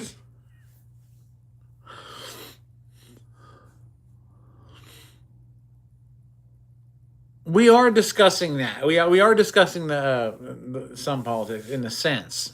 It's kind of a roundabout conversation. It's about whatever you want. If you got something to say about politics, you got something to say about the war, you got something to say about anything at all. That's the whole point. The idea is to get people involved in the channel, to know who I am, the guy behind the channel, the guy who's making the content, and get to know the subscribers, because I try to answer like every question that I can, every comment that comes across my videos or anything like that. I try to answer every single one, and it's getting a little difficult at times, but that's okay. I don't get a lot of comments on some of the videos. A lot of them I framed for more entertainment as to what I was creating. And then later on, I'm going to kind of get more into the technical side of it, as far as like the EDF drones and the autonomous stuff, the mothership I got, the Strike Ultra, the larger hydrogen turbine that I'll be flying around in myself, because it's going to be a new type of cargo or personnel vessel. I'll check it out. Sales. Definitely want to get into that. I want to get a house. I just want, you know what? Realistically, for me, it's about being in the cold weather, finally getting a little bit of snow for my children to enjoy on a Christmas, and looking up at it and seeing all the stars through the pine trees, that kind of thing. That's what you want, and then have a place where I can still do my work, and just enjoy life and look at it and go, that's what I want to do. I want to be a good steward of the land that I'm given. And that's the whole point. Grow some food, because we always wanted to grow food. Look, get this. This is what I did here. I'm in a rental, so I can't do very much, right? But I put an ICB tote in the backyard, and I developed my own circulation system to circulate the water and filter it. And I put air stones in and have my pump going on a timer. And I started growing tilapia so that I can have fish fillets in the freezer whenever I wanted to. And these guys are getting big, and they're like monsters. I'll be sitting in the garage, and I can hear them out there. Like, one of them will slosh and hit the tank, and everyone thinks I got an alligator back there. And it's just like, they bred a couple of times, so I probably got close to 100, maybe more. Pretty good sized tilapia in there. So red Nile tilapia. And then we just take that water, that nitrate rich water, out, as much as I can. And I use it on the plants. And then I have a sediment tank, which is, I use a gravity system where I pump the water out into a 55-gallon drum, water drum, plastic one, that's above the tank, so that and then I have a tube inside that goes up about halfway, so the clean water can go in to the tank while the sediments go out and go to the bottom. Then you drain the sediments down at the bottom and you mix it with your soil, and you got really rich soil. And then you water everything with water out of the tank. And then you got, like, my tomatoes completely took over the entire greenhouse because of that. It was insane. I want to raise chickens. I do. I want to do that too. I want to be able to raise some chickens and like collect the eggs. And I don't know about goats because I don't know anything about them. I know my mother-in-law does because she raised a couple. But I'd like to raise the goats because of the milk and just make your own food because chickens are great for two things. You get the eggs and the poultry. And if you got vegetables coming out of the garden and you're preserving what you don't use at harvest, you get a stockpile. And then eventually you stop going to the store for the big stuff and you're just getting some of the little stuff. Like, even when it comes to bread, my wife uses a yeast starter that she has. You never have to replace it. You just have to keep feeding it. And then you can make bread all day long. I got wheat berry by the bags so that I could grind them up by hand and make our own flour, things like that. So I'm practicing. That's all you can do.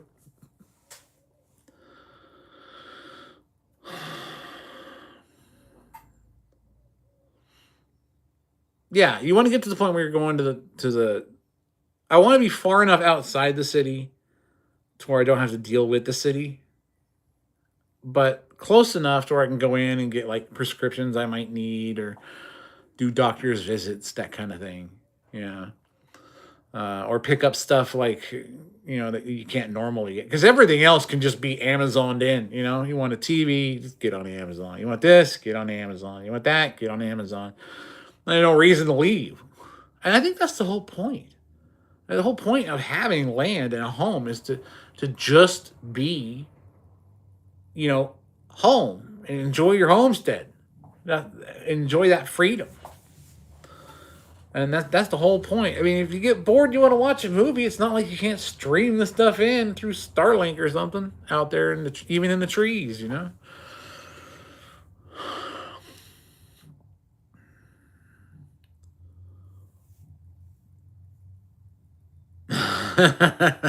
You permit, you don't want it.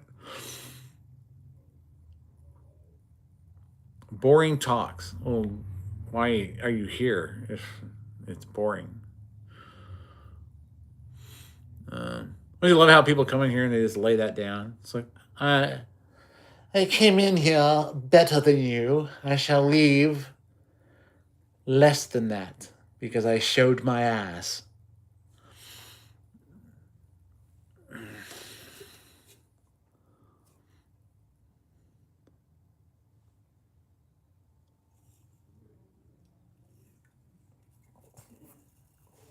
I gotcha.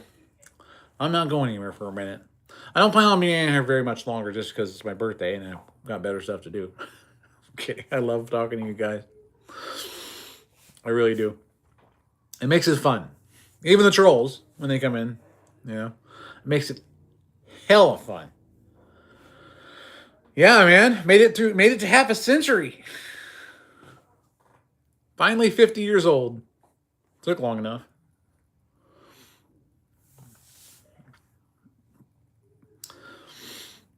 This year I actually had to get my driver's license renewed. That was fun. I thought I was going to have to take the test. I didn't have to take the test. I think it's because I've never had any kind of traffic infractions or anything like that. Your mother turned 60 on the 6th? Well, tell her I said happy birthday. I'm right behind her. We'll have walker races. It'll be fun. And what we'll do is we'll set up the elderly games where we put the life alert bracelet at the end of the course. And whoever makes it there first can call for medical attention. Oh, it'll be fun. Now I can make those jokes.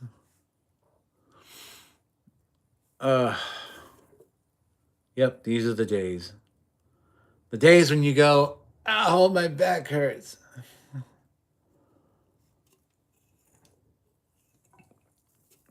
I'll tell you. I gotta finish up that plane. And that one. Oh, we can't forget this one. I gotta fix the lighting on this one. I think my Arduino's mad at me. It seems to be working. This one's one of the 70 millimeter EDFs. Waiting for the motors still. The first one I did of this was really cool. You can see it. It's called the Shrike Maiden. If you look up the Shrike Maiden, you'll see the FDE version of this one. It was awesome. Lots of fun. Runs off of this 6,000 milliamp brick in the back. Everyone's like, you put that on a drone? I know, it looks kind of weird, but it's fun to fly. Well, at least the first one was. It was a lot of fun. I obviously haven't flown this one yet because I gotta get more motors. But I am running the iFlight ESCs. I changed the capacitors out. Running a SpeedyBee F405 Wing Mini. And I am running an APD 500X power distribution board because most people try this with 4S and fail because they keep burning up capacitors. And they don't know why. And the reason why is because your board can't handle the amps are required by 4S system.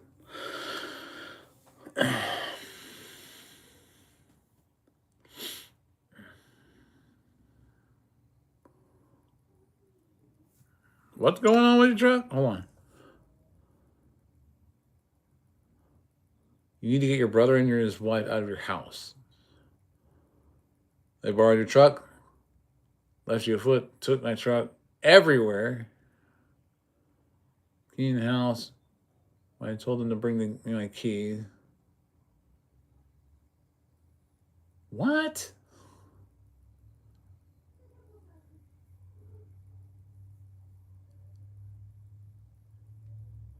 Damn. Yeah, I mean, if somebody comes to your house and tells you you gotta wait, hell no.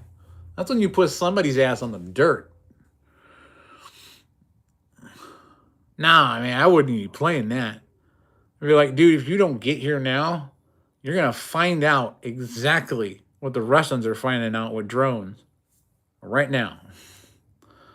So I'll find your ass.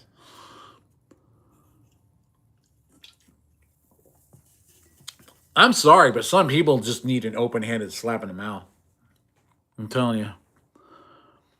I don't care if it's like older family members or friends that get cocky or think they can take advantage of you. Open-handed slap in the mouth.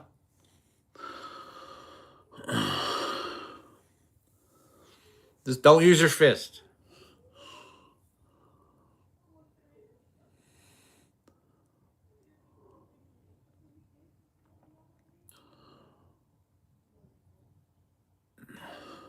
Yeah, it's better to walk away. But if you ever get to the point where it gets in your face, try to calm them down, talk about it, say, look, you guys got to go. If they get belligerent, it's your property. Open-handed slap in the mouth. That you have any idea how much that actually stuns people and shuts them up? It's not, you're not punching them, you're not hitting them, you're not assaulting them in the sense where you're trying to cause bodily harm. They're just talking smack and then just bah! And they're like, the hell was that for? Sometimes they try and punch back. That's when it gets fun. But it's like with all the people I have to deal with on this damn property that I have to watch. You know, some of them I encountered 5 people with weapons when we had cars in the building. And that was fun because I went in there and the sheriff goes, he goes, why'd you take all of them on? They had guns and stuff. I was like, I don't care. You think these guys can hit anything at all except maybe a transformer on accident? You know, they could have all unloaded on me 10 feet from me and they wouldn't have hit me.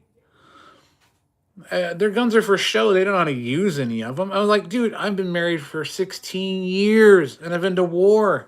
I am not afraid of a gun in my face. So, I mean, this is how it is, you know? So, yeah, if somebody's got a weapon over there, I don't give a damn. I'll go over there and take them on. If they want to get belligerent, I'll drive their dick into the dirt. No problem. I don't care if you got a gun. You come at me with a gun, I'm going to shove that thing right up your asshole. That's all there is to it. That's all there is to it. It'll be up there with your last thought.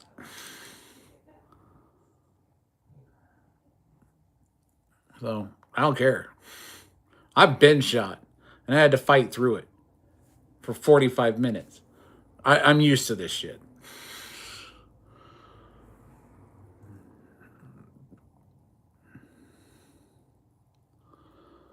Yeah.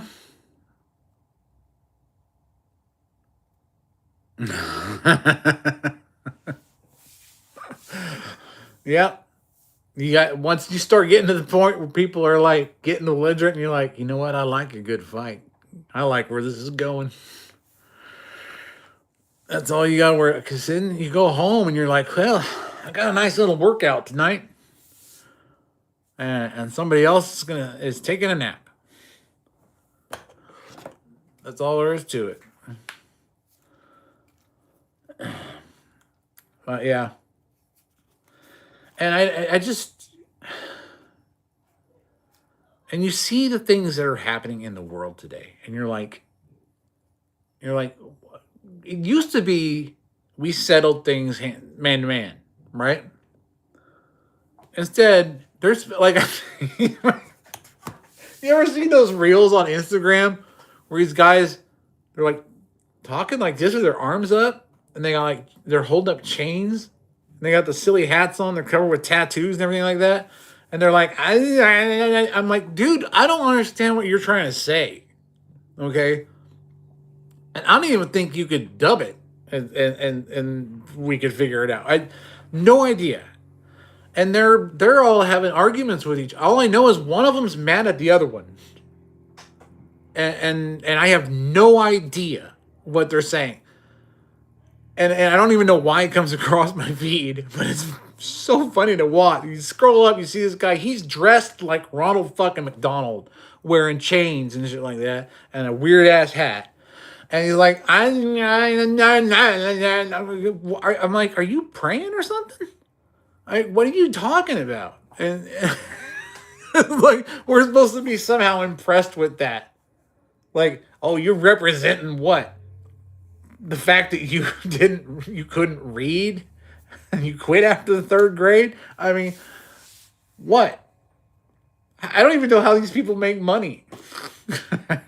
I'm hoping it's just a gig and they actually can speak normally and that they're just banking on what people want to see. You know, because if they're doing that, then that's smart. I think that's the smart move because you make money doing that. But you get some of them like that around here that want to talk like that, want to talk big, and they're like pulling at their, you know how they do, where they're like, they look like they're trying to take off like a bird. They got their arms up and stuff, and then they're like reaching down for their waistline, like they're gonna do something. And I'm like, dude, you don't want to do that because the moment I see the butt of anything, that's it. That's it for you. I mean, you might be trying to represent, but if you're trying to show off and I see the butt of anything in your waistband, that's it. That's it, man. That's it. I will say something nice at your eulogy. That's about it. Like in the middle of friggin' 90-degree weather, you were wearing an actual down jacket. You know, made out of real down. And only half the people are going to know what I'm talking about on this one. That means two of you.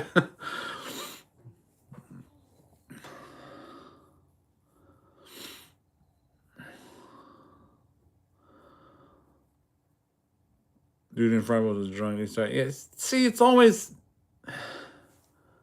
a show-off party. That's all it is. That's all it ever is. It's like, look at me. I'm this and that and the other. It's like, I get so tired of it, man. Now, I can say this. At my age, I don't have time for that BS. I have better things to do. I'd rather just not even deal. If somebody's gonna come up and try and start shit with me, I'd rather just put them on their ass and move on. You know. And if they get belligerent, if they get back up, it's like, look, don't get back up. I put you down. Don't get back up, and don't reach for your waistband, because that'd be because I'd have to explain this shit to your mother. That's all there is to it. I don't want to have to do that. So just if I put you on your ass, stay there. Don't say a word. Just walk on. All right. Just walk on. Go home. Count your blessings. And that's it. I ain't got no time for it. Really, I don't. I'm serious. I've got better stuff to do. Like if I'm going to the store, I've left my house already, and I didn't want to. So if you're starting shit with me, just remember, I'm going to finish it, and I don't expect you to understand how I think I can. Because you think I'm an old man. But trust me. You're going to get warned once. And that's it. If you become a threat after that, it's self-defense. I'll put you on your ass. I'm going to tell you, pull your pants up, go home, be a man. Don't do something stupid. Because this might be California, but I'll tell you right now, if the San Andreas fault line finally cracked off and everything on that side went into the ocean, this would be a red state.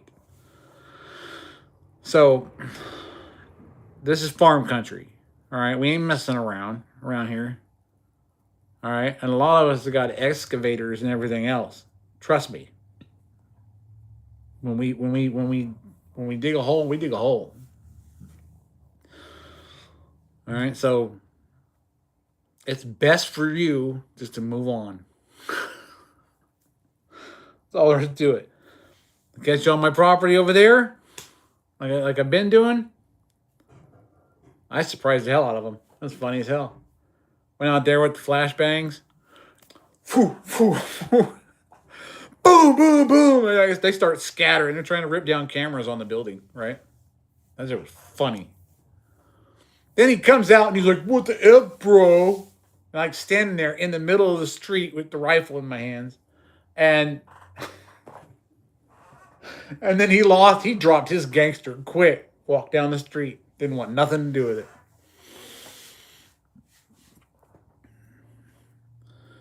Like, I ain't got time for this shit.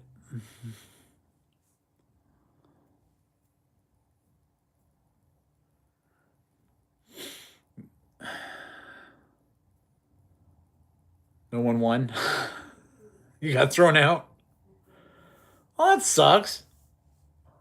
If that was mutual combat, why did he get to stay?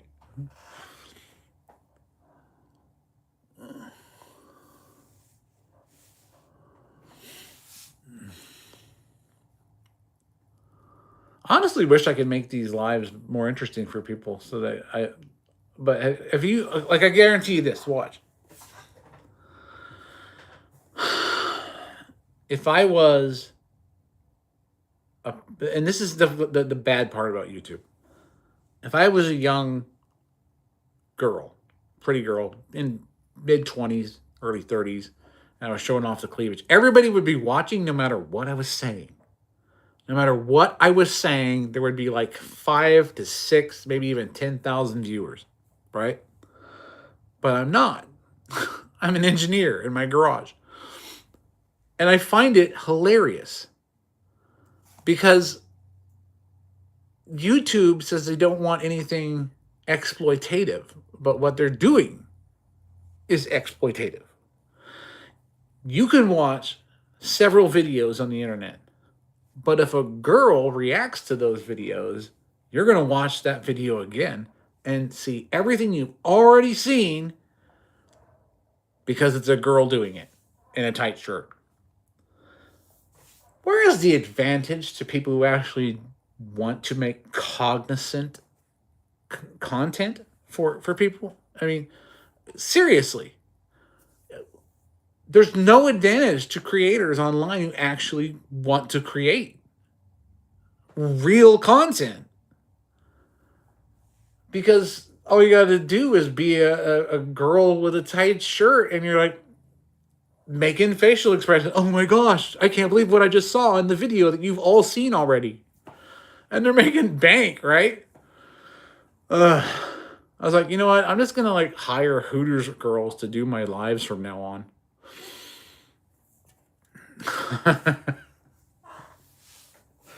That's the only way to really win. You know, I was at a really cool drone.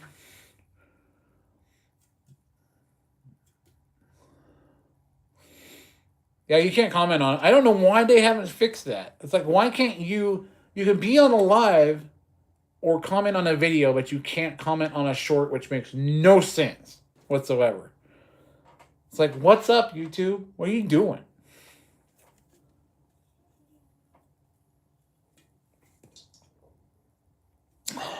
That makes no sense to me.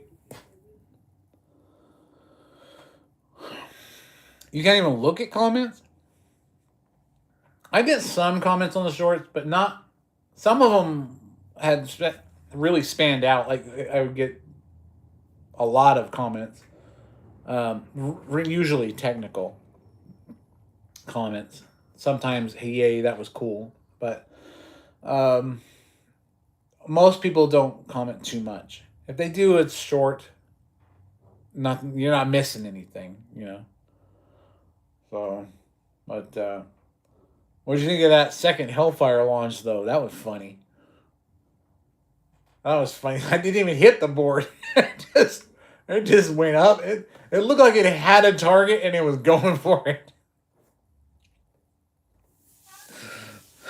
That was some funny stuff, man. That was probably the funniest one I've done, I'm telling you.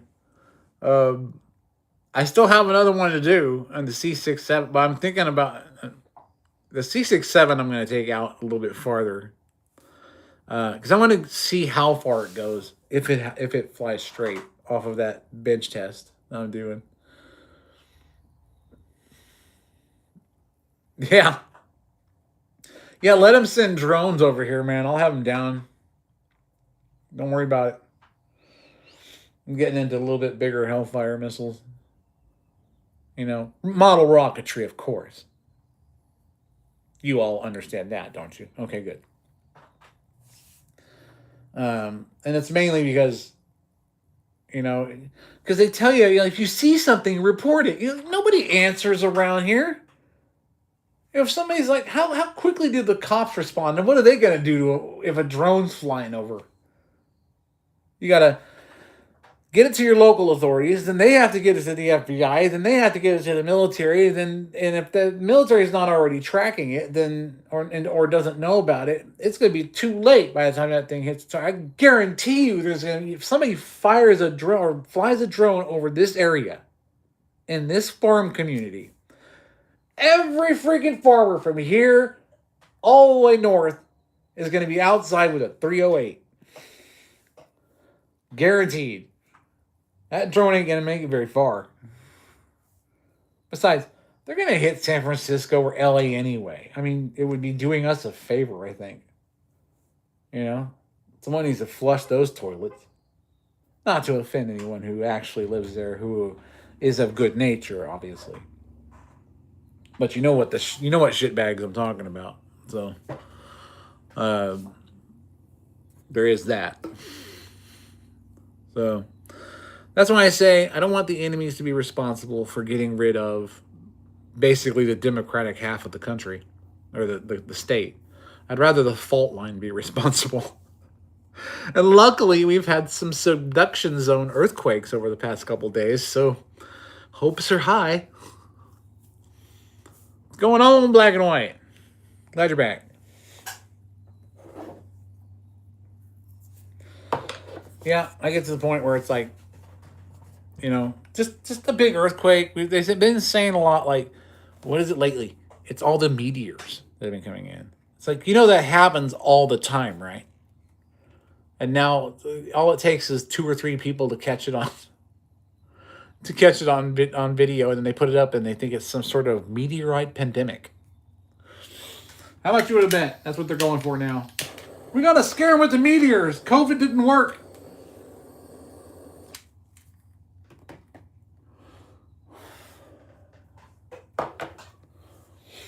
So, yeah, that's what they're doing. COVID didn't work. And the vaccine did worse than the actual virus did, because now they got to figure out something else to freaking try to scare us with, so they can try to control us. Those elites, naughty, naughty, naughty.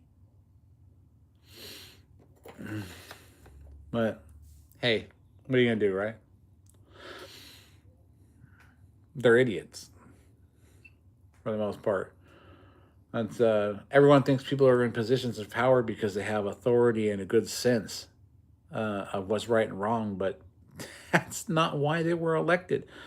Like, well, let's take example, Ilhan Omar, who married her brother just to be legalized in the country, runs a black market Somali ring where they're laundering money and stealing money from our country, and we let it happen. We know that her belief system believes in death to America, yet she's still in Congress. I think something should be done about that. I think she should be kicked out of Congress immediately. And then all of her assets should be investigated. And when they find what I know that they're going to find, she can suffer the consequences and be arrested. That's what needs to happen. Because this is America. And while we welcome immigrants, we'd like to welcome them as they come in legally. I have no problem with immigration. But the problem I have with illegal immigration is what it brings into the country that harms the country.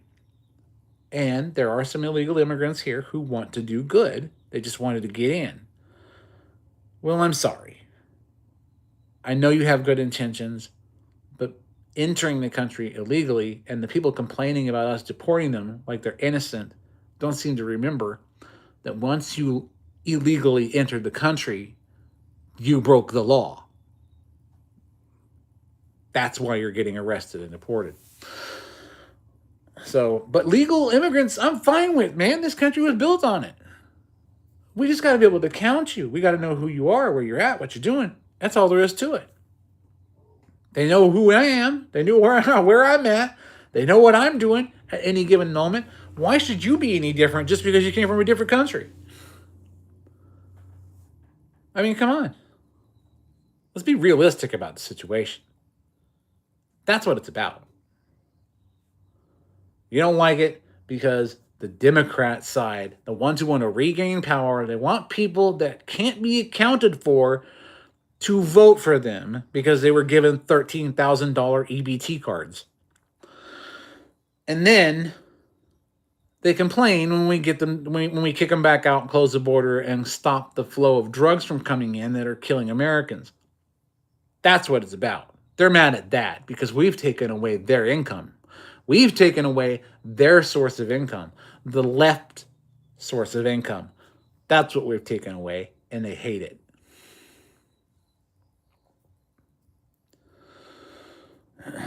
Met a 27-year-old black man from Africa, works 60 hours a week digging holes, has 750,000 subs, and multiple platforms, makes $2K a week off the internet. Well, see, I can't make that much. No one watches my stuff enough. I'm trying to put together more long-form videos, but I can't film the DARPA project yet. And that's what sucks. That's why I'm waiting for a little bit extra, hoping you guys have the heart to contribute, it being my birthday and all. And then, I can get some motors and do some more stuff. Because anytime I get money from this channel, I put it back into this channel by... There goes one of the dirt bikers. I put the money back into the channel by buying stuff like motors, ESCs, filament, stuff like that to do more stuff for you guys. More crazy inventions, That's the whole point. And I didn't get into this thing thinking I was going to, make money that was going to support me the rest of my life. I already knew that.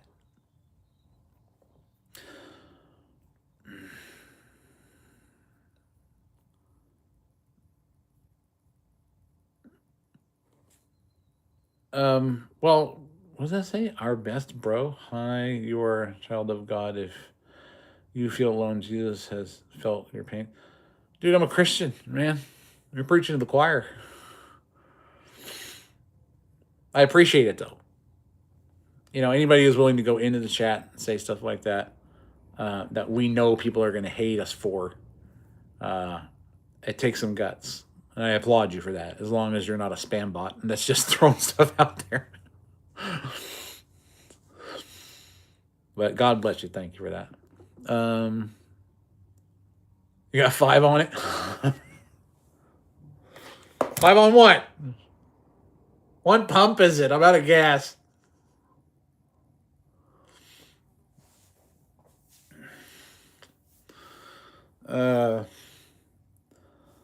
Yep. It's the way it works in my life. I'll put money towards the channel that I get from the channel, even though I have no tread on my tires. My engine light's on.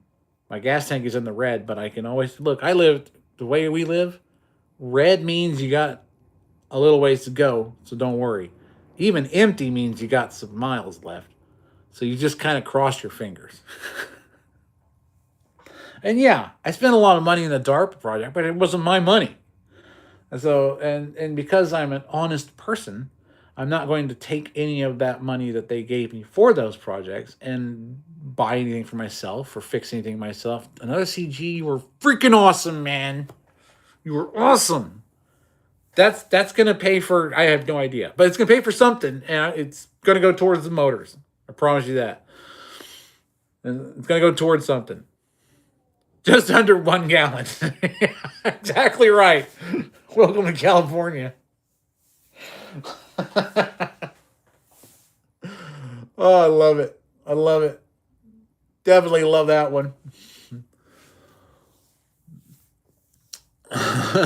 Just under a gallon's right. That's how, how often I buy gas? I don't even remember how much it's supposed to be right now. That's how it worked with me. I'm telling you right now, I YouTube's cut should be about 5. You're right on that one.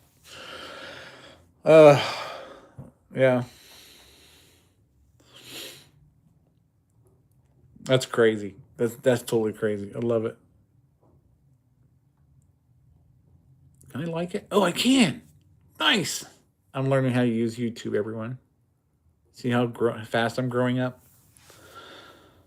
Diesel's 550? Not here. It's like over 6. If you go down south, like farther from where I'm at, it's like $7, $8 a gallon.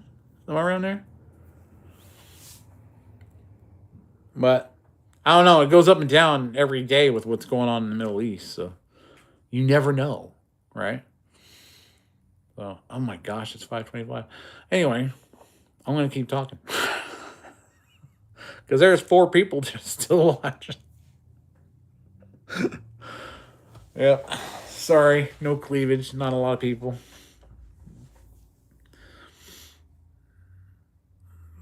What do Cal people? Okay, yeah, exactly, right?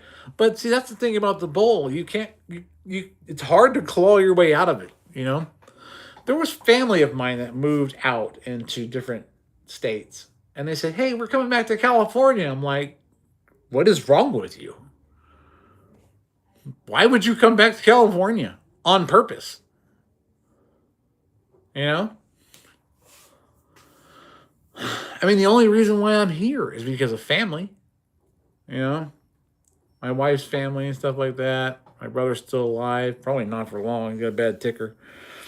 But, he's the one who originally bought the printer I started all this with.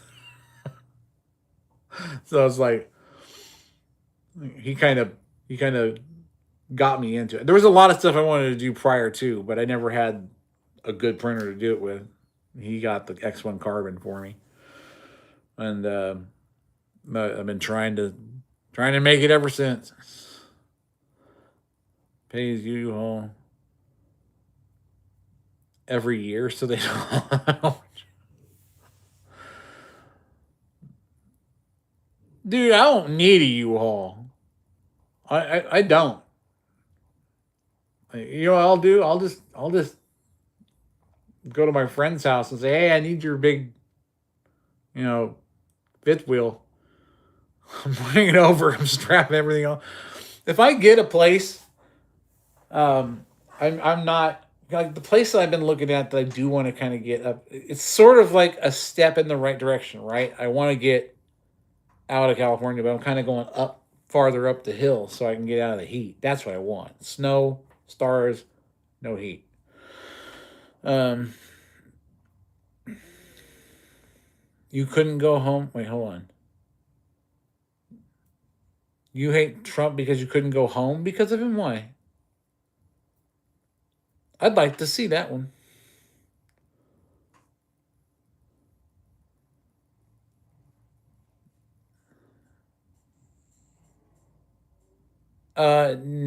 No. Werewolves? Um, no, I can't recall that I've ever been asked that.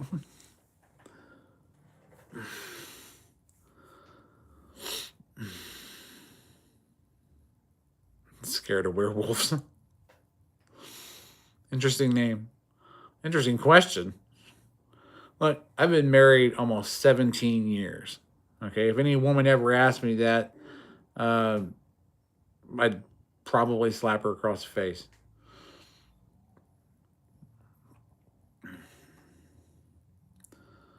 Or I'd just say you couldn't afford the tickets. Because this ride ain't free.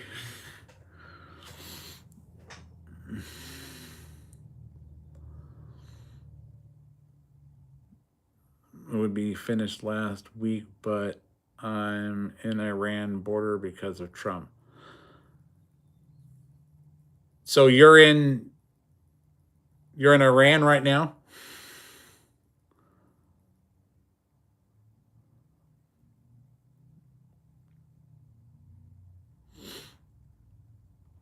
That's interesting. You should send me some footage.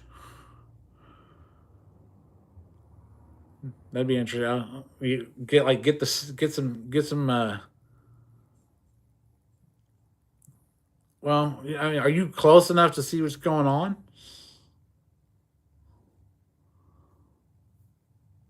Send me footage. Send me footage. You know, I'll put it up. I'll put it online. Show people what you're going through. Emails in the bio on my page. So I'll, I'll help you make it known what's going on.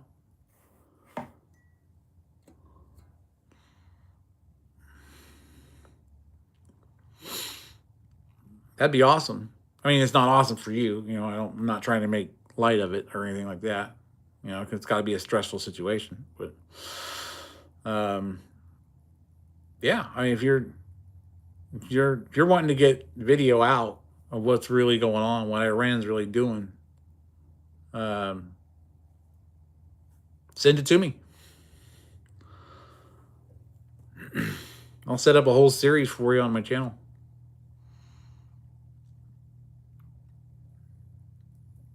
I think that'd be cool. And I mean that lightheartedly because I know that it's probably not the best situation you want to be in. So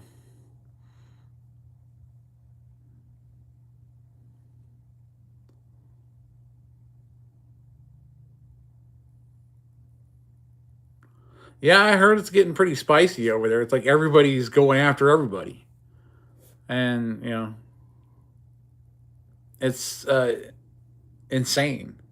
So and because they have so much, um, you know, they're all hush hush about what they want the public to know here. It'd be good to see some stuff from a first hand perspective, and I'd put it out there for you. You know, and just like I said, emails in the bio. Just send me whatever you want to show the world, and I'll show it to the world. I'll be a journalist for a little while.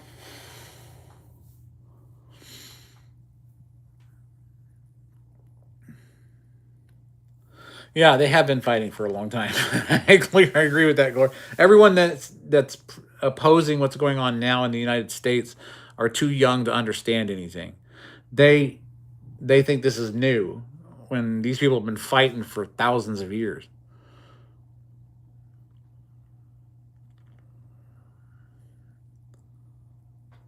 Yeah, yeah, that's probably where they're going. The Green Berets are going in. They don't go in for nothing. If they're going in, they got a mission. So, and we don't know what's going to happen to end all of this stuff. We just hope it doesn't go nuclear. That's a big thing. Nobody wins in that because the land would be uninhabitable.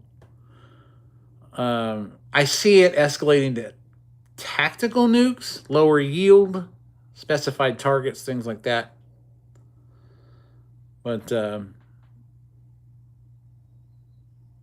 yeah, Iran's a really hard area. But you know, the people of Iran, they don't want to be underneath that regime. They want to be free from it. I mean, look up the history in Iran and stuff like that in the 70s and stuff like that. It was like freaking Harlem over here, man. The ladies dressed the way they wanted to, they were free. And then what happened? Those regimes came along, Islam got a foothold, and they suppressed everybody.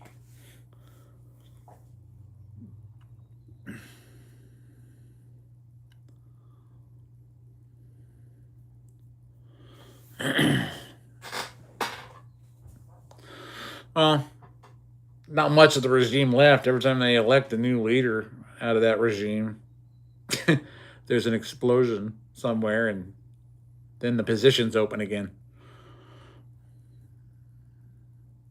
Yeah, there is a lot of different nations. It's pretty friggin' biblical if you ask me. I'm telling you, as far as a way. I mean, this is literally I don't know what chapter of Revelations, but I can tell you right now. Um, Realistically, we all know how this ends. So we know.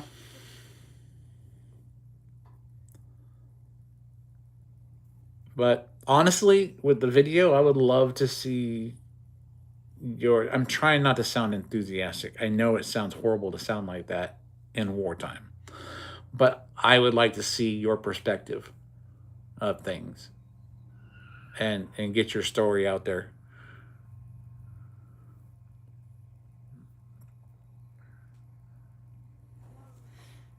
Blood to soap.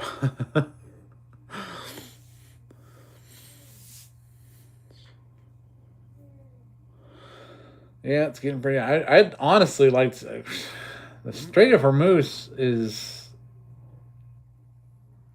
that's the key right there, right now. Um, Honestly, from a tactical perspective, from what I'm seeing, it's gonna get pretty dicey pretty soon.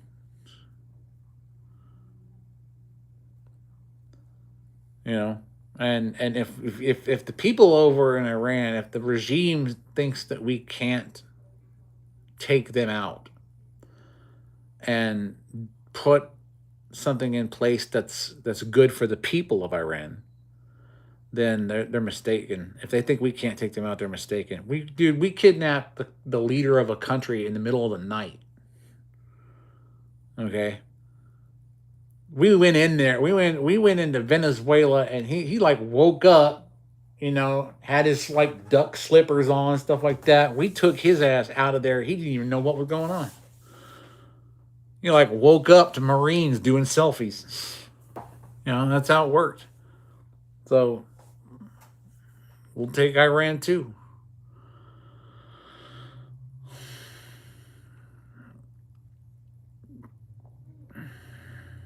I understand too. I mean, I used to be one of them. I was in the army for a long time. I'm more of a Gulf War era veteran, though. So I'm a little too old to re-enlist. Even though they raised it, they raised re-enlistment age to like 42, which was weird to me. They're like, and they even, I didn't understand the specifics behind what they did that for. They're like, we're raising the enlist limit to 42, and we're okay if you had a marijuana possession on your record. Why that specific? I have no idea. Maybe they want people to be like, let's do this shit. You know, that's what I'm thinking that they're implying. But yeah, U.S. soldiers, man, we'll be out there. To us, it's all silhouette targets. That's the way they trained us.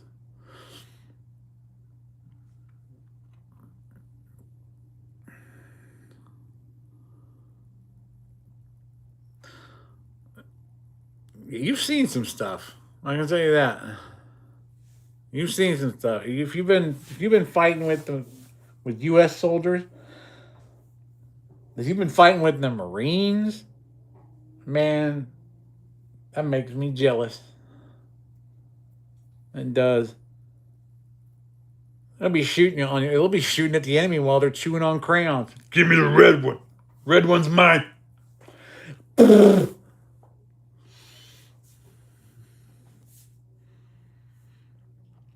I miss MREs too. Those field rations were the best.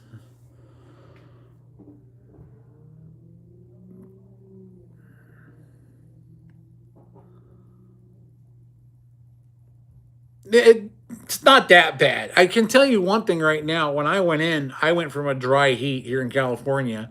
Then they trained me in extremely humid environments in Georgia at Fort Benning.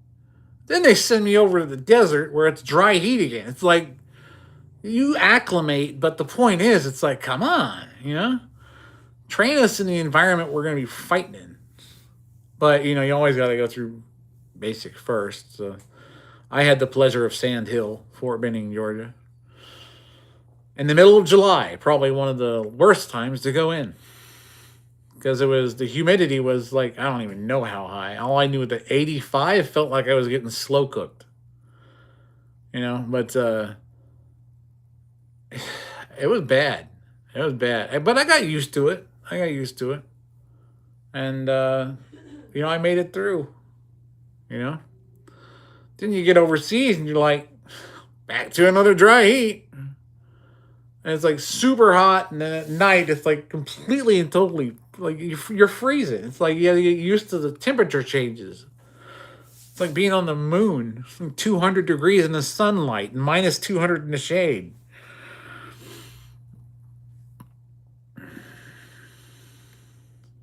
But you know what? That's what we did it for, right? We did it because we wanted to defend our country. And then we ended up defending everybody else's country. And then sometimes they don't want us to defend their country. And then they get beat up and they want us to come back and defend their country again. So,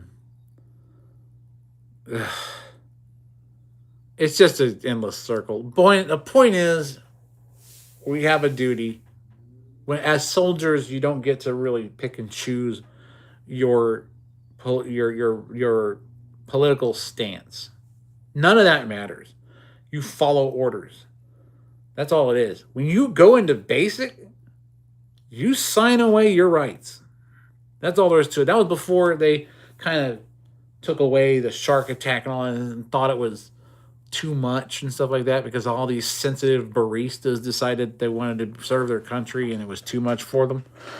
And I'm telling you, you're going into training for active combat. Okay? Don't complain about how hard it is. Go through it. Do it. Stop bitching. Okay? Do you not want to be ready for war? Is that what this is? Is this just you trying to see, oh, I can do this. I'm going to go serve my country. But when war comes, I was like, oh, this is too hard for me. I don't want to do this. Why is it so unfair that they... all of the stuff that's come up now, the gender ideology and all that other bullshit, that none of that, all that falls away when you are hearing shit crack past your ears, okay? Because that's when you knew. That's when you knew. One of the lessons I learned was you can be hearing gunfire close by, but unless you're hearing that crack, they ain't shooting at you. Like you could stand. I don't care if there were 30 insurgents 100 meters out firing in our direction. Unless I'd just be standing there, getting my stuff ready, waiting for one of them to come up after a Haji squat. I'm serious. Because unless you heard the crack, that bullet wasn't near you.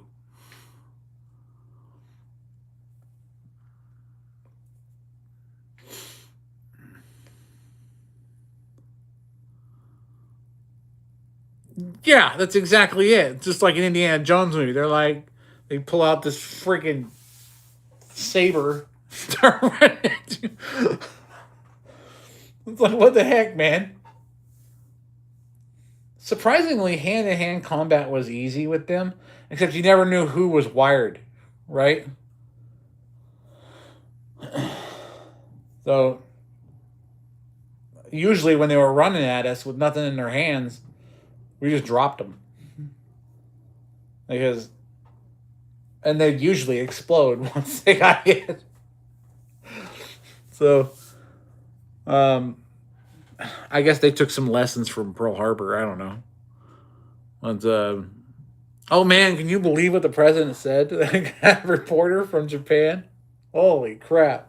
So why didn't you tell us about the war? And the president is like, why didn't you tell me about Pearl Harbor? I was like, damn. He was just like, wow. He just like laid it out there. I was like, why would you say that, dude? He ain't messing around, no. Oh, yeah.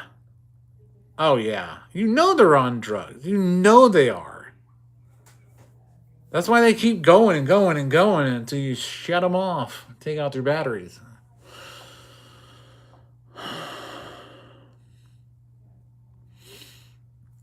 Yeah, you know they're on. It's part of their cultural heritage. Realistically, they've taught their children that. Yeah, they're basically that's what they just go out there like zombies, like you said. They go out and they do whatever they're told to do. No sleep for day. Eventually, I've seen a lot of them drop out just because they were doing so many narcotics. They weren't taking care of themselves. And we didn't have to worry about them. We knew when they went zombie, they were pretty much, they weren't a threat. Some I've seen them stumbling just through the desert, just dragging a weapon behind them. Yeah, and they drop and that's it. But they're not fighting for anything other than just a fight.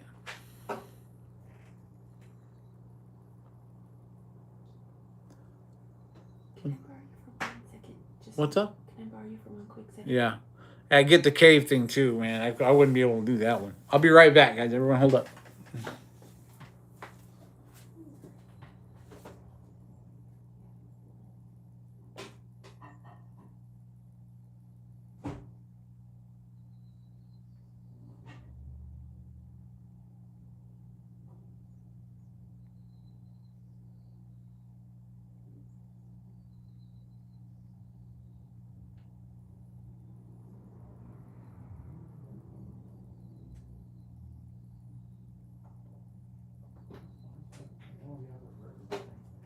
Get warm in here anyway.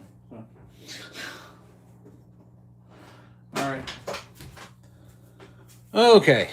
Oh, sorry about that.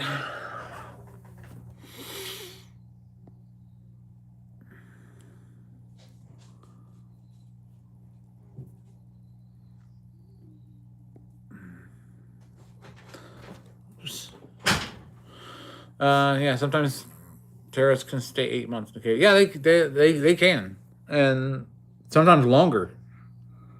Um, it's insane. So,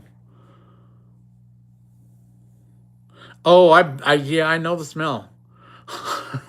I know the smell, man. Trust me, I know the smell. Um,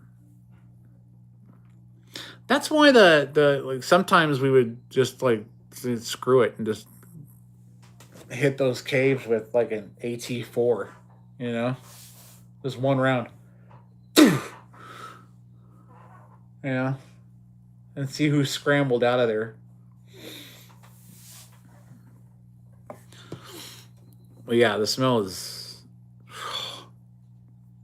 it's probably the worst thing because of what the way they eat, and then they sweat all that out, and it's like they're also using the cave as a bathroom, and it's like it's it's insane. It's insane, man. It's a smell it's a smell you're not ever gonna forget. It's like when you first came across, you know, I hate to say it, the sun baked remains of the enemy in the desert. It's kind of like that, but a little bit more salty. uh, but you guys, I appreciate y'all being here. I really do. It is my birthday today. Finally made it to Big 50. Made it half a century into this world. Let's hope I get another half, right? I've got a lot of projects to do. I've got a lot of drones to build, a lot of really cool content to try and put together for you guys. You have been the support that keeps me going. I appreciate each and every one of you. And I'm going to tell you right now, subscribe, share it with your friends if you like what you see. It's great. I love having the company in the chat, even if it's a couple people. You're good people.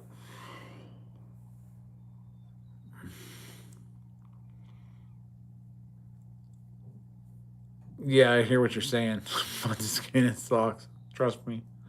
But you say stay safe out there. And like I said, you got anything you want people to see, send it to me. I'll make sure they see it. So, like I said, stay safe. Stay safe. You all be good out there. I appreciate each and every one of you. This has been Drone Power Concepts. Please go check out the channel if you like what you see. And subscribe to it if you like the content. Make absolutely certain that you hit that like button and click the bell because I don't think anyone's doing that. And hopefully one of these days, most of the people here will actually get notifications of the lives that I'm doing. So,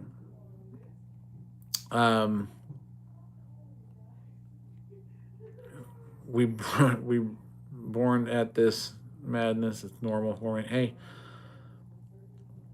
I appreciate you, man. I really do appreciate you.